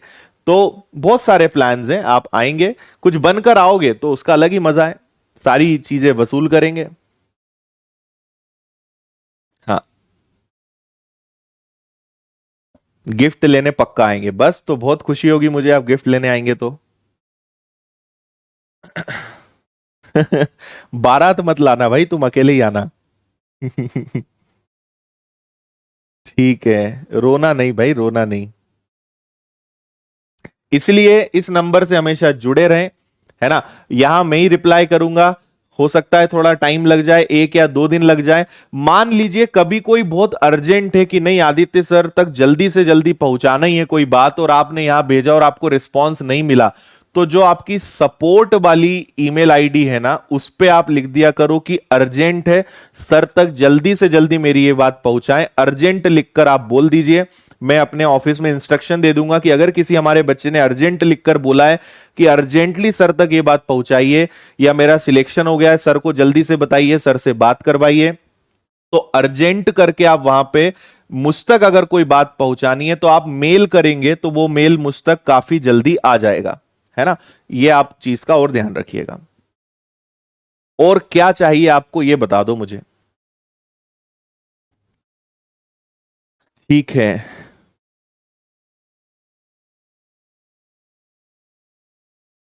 और आपको ये दिखाना है कि ऑनलाइन वालों में भी दम होता है। ऐसा नहीं है कि हम पैसे के अभाव में या किसी भी अन्य अभाव के कारण अगर इंदौर नहीं आ पाए हैं, लेकिन हमारी पढ़ाई में विनर्स ने और हमने कोई कसर नहीं छोड़ी है।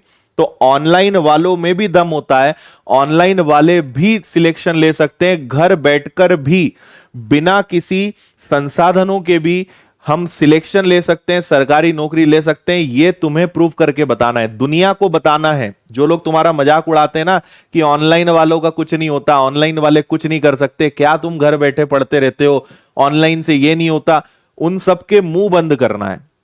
और मुंह बंद करने का तरीका कभी बहसबाजी नहीं होता है, मुंह बंद करने का तरीका होता है करके दिखाना, उन्हें बताना कि हम भले झुग्गी झोपड़ी में बैठे हैं, हम गरीबी में बैठे हैं, लेकिन जुनून हमारे अंदर जो है वो इंदौर, मुंबई, दिल्ली से भी आगे है।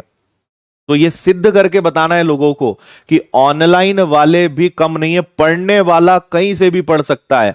जरूरी नहीं कि इंदौर आने से सिलेक्शन होता है, सिलेक्शन होता है जोश और जुनून से। वो घर बैठकर पढ़े या हमारे सामने आकर पढ़े, पढ़ाई तो सेम है ना, यही चीजें आप यहां पढ़ोगे, पढ़ने में कोई फर्क नहीं है। तो उन लोगों को प्रूव करके बताना है, उन लोगों को जवाब देना है, ठीक है। और जवाब हमेशा कुछ बनकर दिया जाता है, जवाब कभी बहसबाजी से कुछ बोलकर नहीं दिया जाता, ठीक है। तो बहुत सारी जिम्मेदारियां, बहुत सारी अपेक्षाएं और बहुत सारे लोग इंतजार कर रहे हैं आपकी असफलता का, तो उनका मुंह बंद करना है, उन्हें सफल होकर दिखाना है और उन्हें बताना है। तब तक कुछ मत बोलो, जिस दिन सफल हो जाओगे उस दिन फिर आपका डंका बजेगा और बाकी सब लोग चुपचाप उस डंके को सुनेंगे। आज वो डंका बजा रहे हैं, तुम्हें सुनना पड़ रहा है, बन के कुछ ऐसा दिखाओ फिर तुम्हारा डंका बजे और लोग फिर सुनते रह जाएं। हाँ, इसलिए बहुत सारे तुम्हारे रिश्तेदार, बहुत सारे तुम्हारे दोस्त, बहुत सारे आसपास के लोग उस दिन का इंतजार कर रहे हैं कि तुम बस असफल हो जाओ, तुम्हारा सिलेक्शन ना हो, फिर देखो तुम्हारे मजे हमने लिए। तो तुम्हें उन सब का ध्यान रखना है कि बहुत सारे लोग इंतजार कर रहे हैं, लेकिन तुम्हारे माँ और पिता और तुम्हारे शुभ चिंतक तुम्हारी सफलता का भी इंतजार कर रहे हैं। यह भी याद रखो, उन्हें बहुत ज्यादा अपेक्षाएं आपसे है। हमारा आशीर्वाद तो हमेशा है भाई, उसमें तो कोई कमी नहीं है, ट्रक भर भर के आशीर्वाद है, ठीक है।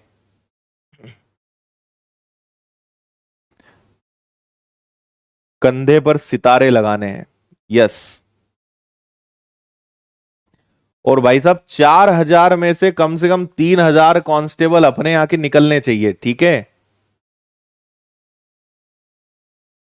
थोड़ी बहुत बाकी लोगों के लिए छोड़ दो, बाकी सब सब भर्तियां अपने लिए। मेहनत में कंजूसी मत करना, जो ना बने। आखिरी चीज बता रहा हूं, जो अभी भी दिक्कत जा रही है उस पर काम करो। आने वाले 25 दिन आपको उन कमियों पर काम करना है जो अभी भी तकलीफ दे रही है। जो चैप्टर नहीं बन रहा है, जो टॉपिक नहीं बन रहा है, हर सब्जेक्ट की बात कर रहा हूं। अब आने वाले 20-25 दिन अपनी कमियों पर काम करो, टारगेट बना लो, रोज एक चीज को लेकर बैठ जाओ कि आज मुझे इस चैप्टर को खत्म करना है। कमियों पर काम करो, भागो मत, 100% बनकर जाओ। आईएमपी के चक्कर में मत पड़ना कि ये आता है ये नहीं आता है। परीक्षा में सब कुछ तैयार करके जाओ, क्योंकि परीक्षा में पेपर होते हैं शिफ्ट वाइज, आपकी शिफ्ट में क्या आ जाए क्या ना आए ये कोई नहीं जानता। इसलिए हर चीज के लिए तैयार होकर जाना, ऐसा मत सोचकर जाना कि ये आईएमपी और ये नहीं है। आईएमपी वाले कभी जीवन में सिलेक्शन नहीं ले पाए हैं, इसलिए आपको हर चीज के लिए तैयार होकर जाना है, हर चैप्टर सीख कर जाना है। तुक्का मारने की रणनीति नहीं बनाना है, प्रॉपर पूरा सही करके आना है, यह आपका टारगेट है। हाँ, और फिर मेरा आगे एक अच्छी चीज आपने किसी ने कमेंट के माध्यम से याद दिलाई है। आप सिलेक्शन लीजिए, फिर आपकी जहां पोस्टिंग होगी ना, जहां आपको जिस थाने में आप लगोगे उस शहर में विनर्स की ब्रांच खोलेंगे और आप पढ़ाओगे फ्री ऑफ कॉस्ट, है ना। और बाकी लोगों का भविष्य बनाओगे आप, है ना। सुबह शाम 1-2 घंटे पढ़ा दिया करना, है ना। जो सब्जेक्ट अच्छा लगे, मैथ्स अच्छा लगता है, रीजनिंग अच्छा लगता है, मैं आपका सपोर्ट करूंगा, ठीक है। आपके शहर में, आपके गांव में, आपके तहसील में, आपके शहर में विनर्स की ब्रांच खोलेंगे, वहां लोगों को पढ़ाएंगे और उसको लीड आप करोगे। तो अपनी सफलता हमें बाकी लोगों के साथ शेयर करनी है ना। क्योंकि आपने तो अपना भविष्य बनाया, हमें समाज के और भी लोगों का भविष्य बनाना है। उन लोगों को गाइडेंस देना है जो बेचारे बिना मार्गदर्शन के चले जा रहे हैं। तो आपकी जिम्मेदारी बनती है कि हम उन लोगों तक भी पहुंचें और आपको पढ़ाना है और 1-2 घंटे मजा आ जाएगा आपको पढ़ाने में, कोई दिक्कत नहीं है। तो विनर्स की ब्रांचेस तो आप लोग खोलना है ना, हर शहर हर मोहल्ले में जो है विनर्स की ब्रांच खोल देंगे।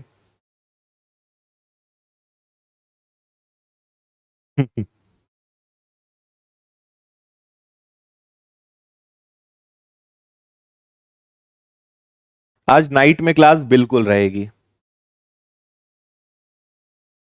हाँ बिल्कुल। और कभी मैं एक चीज और आप ध्यान रखिएगा, फेसबुक इंस्टाग्राम पे अगर आप कभी जुड़ते हैं, तो अगर मान लीजिए कभी मैं कहीं भी मध्य प्रदेश में कहीं भी अगर आना जाना मेरा है, कि मान लीजिए मैं जबलपुर आया, ग्वालियर आया, भिंड, मुरैना, सागर, दमोह, कहीं भी मध्य प्रदेश में कहीं भी अगर आए, तो मैं हमेशा अपडेट करूंगा कि आज मैं यहां से गुजर रहा हूं या आज मैं यहां पर हूं। तो अगर आप वहां आसपास से मिलना चाहते हैं तो आप जरूर मिल सकते हैं।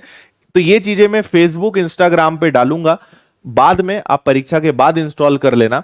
तो कभी वहां से गुजरना हुआ तो मैं जरूर अपडेट करूंगा, आप चाहें तो वहां पे बिल्कुल मिलने आ सकते हैं, संभव होगा तो आपके घर भी चलेंगे, कोई दिक्कत नहीं है। आपका गांव अगर बीच में पड़ रहा होगा तो आपके गांव आपके घर से जरूर विश्राम करते हुए निकलेंगे, है ना, तो उसमें भी कोई दिक्कत नहीं है। इससे अच्छा कुछ और हो ही नहीं सकता हमारे लिए। तो ठीक है, मैथ्स पढ़ा देना, रीजनिंग पढ़ा देना, कोई दिक्कत नहीं है। इवन हमारा एक और आगे सपना है कि हम पढ़ाएं इंदौर से, और बड़े बड़े कुछ प्रोजेक्टर्स लगा के गांव में शहरों में पूरी टेक्नोलॉजी ऐसी डेवलप कर दें कि मैं जैसे अभी यहां खड़ा हूं और आपको पढ़ा रहा हूं, इस प्रकार से हर गांव हर मोहल्ले में हम ऐसे कुछ प्रोजेक्टर्स के माध्यम से बच्चों को पढ़ाएं। तो ये हमारा आगे का प्लान है। हालांकि इसमें बहुत इन्वेस्टमेंट है, लेकिन आगे हम इस चीज पर जरूर काम करेंगे कि जो बड़े बड़े शहर जिले हैं वहां पे हम पढ़ाएं इंदौर से, लेकिन वहां के बच्चे बैठकर मोबाइल के बिना बड़े स्क्रीन पर वो देख सकें। तो ये काम की जिम्मेदारी आपके ऊपर छोड़ देते हैं।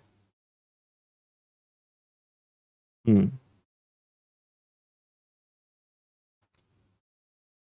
चलिए, ओके। हाँ ठीक है भाई, खाना भी खाएंगे, तुम बनवाना हमारे लिए कुछ बढ़िया सा भोजन।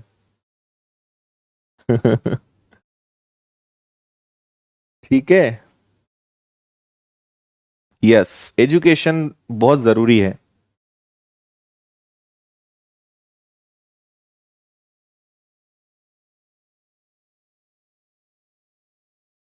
टेस्ट में टाइम कम पड़ जाता है तो टाइम मैनेजमेंट पे काम कीजिए। हरदा, हाँ ठीक है, हरदा आते हैं, जरूर आते हैं।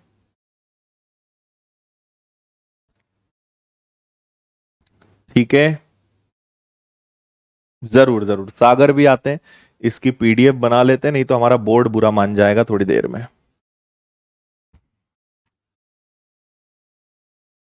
यस।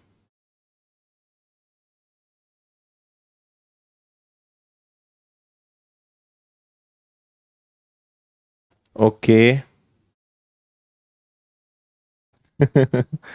मनावर, ठीक है ना भाई, हर जगह आएंगे। अब देखो, अभी अब मेरे पास आपके एग्जाम तक बहुत सारी जिम्मेदारियां हैं आपके। अब देखो, मैंने एक रात वाली क्लास चालू कर दी। मैं आपको बता दूं कि इस बार मैं होली मनाने भी शायद अपने घर नहीं जाऊंगा, क्योंकि मैंने आपसे कमिट करा है कि रात के 9 बजे वाली क्लास लगातार पढ़ाऊंगा। तो शायद इस बार होली के दिन भी मैं पढ़ाऊंगा रात को 9 बजे। मैं अपने घर अपने गांव भी इस बार नहीं जाने वाला हूं। तो मेरा बस ये है कि आपका पेपर बहुत अच्छे से चला जाए, पेपर तक किसी प्रकार की कोई कमी ना रहे, उसके बाद फिर मैं थोड़ा अपने कार्यभार से मुक्त होऊंगा। तो इस बार मैं खुद होली नहीं मनाने वाला हूं। वैसे इतना ज्यादा मैं मनाता नहीं हूं, लेकिन इस बार तो बिल्कुल भी नहीं मनाने वाला हूं। और इस बार पे मैं होली पे खुद छुट्टी नहीं करूंगा। संभवतः होली के दिन रात को 9 बजे भी आपको यूट्यूब पे लाइव में मिलूंगा। तो मैं भी अपनी तरफ से काफी सारे त्याग बलिदान कर रहा हूं, सिर्फ आपके लिए, कि आपका पेपर बहुत अच्छा जाए। तो आपको बस लाज रखनी है अब अपनी। ओके। उज्जैन भी आएंगे, जरूर जरूर। बैतूल भी आएंगे, ग्वालियर भी आएंगे, है ना। हो सकता है आने वाले 1-2 महीने के अंदर विनर्स की 1-2 ब्रांचेस खुले, है ना, तो वो हम आपको बताएंगे।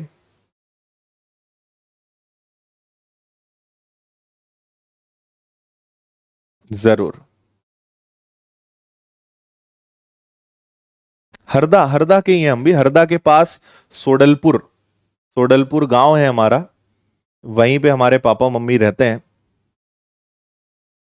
ठीक है, सोडलपुर जहां काना बाबा का मेला लगता है, ये आपने एमपी जीके में पढ़ा होगा। हाँ, तो अब आपके आपके साथ ही फेस्टिवल मनाएंगे, ठीक है।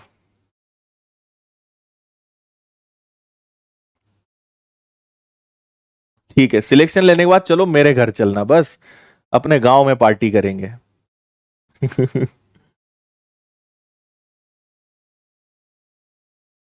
ओके,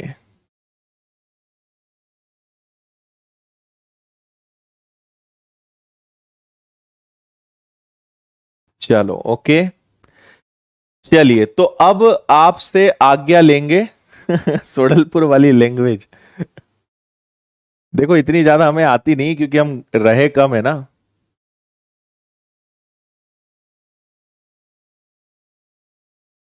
हाँ, खाते गांव से होते हुए ही जाते हैं, खाते गांव कन्नौद होते हुए ही हरदा जाते हैं।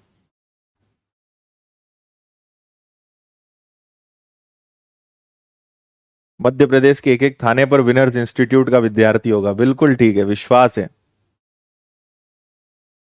कानपुर से हो, अच्छा भाई। ग्वालियर में खोलते हैं, ठीक है, ग्वालियर, भोपाल, जबलपुर, दो तीन जगह खोलेंगे। बिजासन जरूर आएंगे, बताएंगे आपको। खेत पे दाल बाटी का प्रोग्राम रखेंगे, बस डन।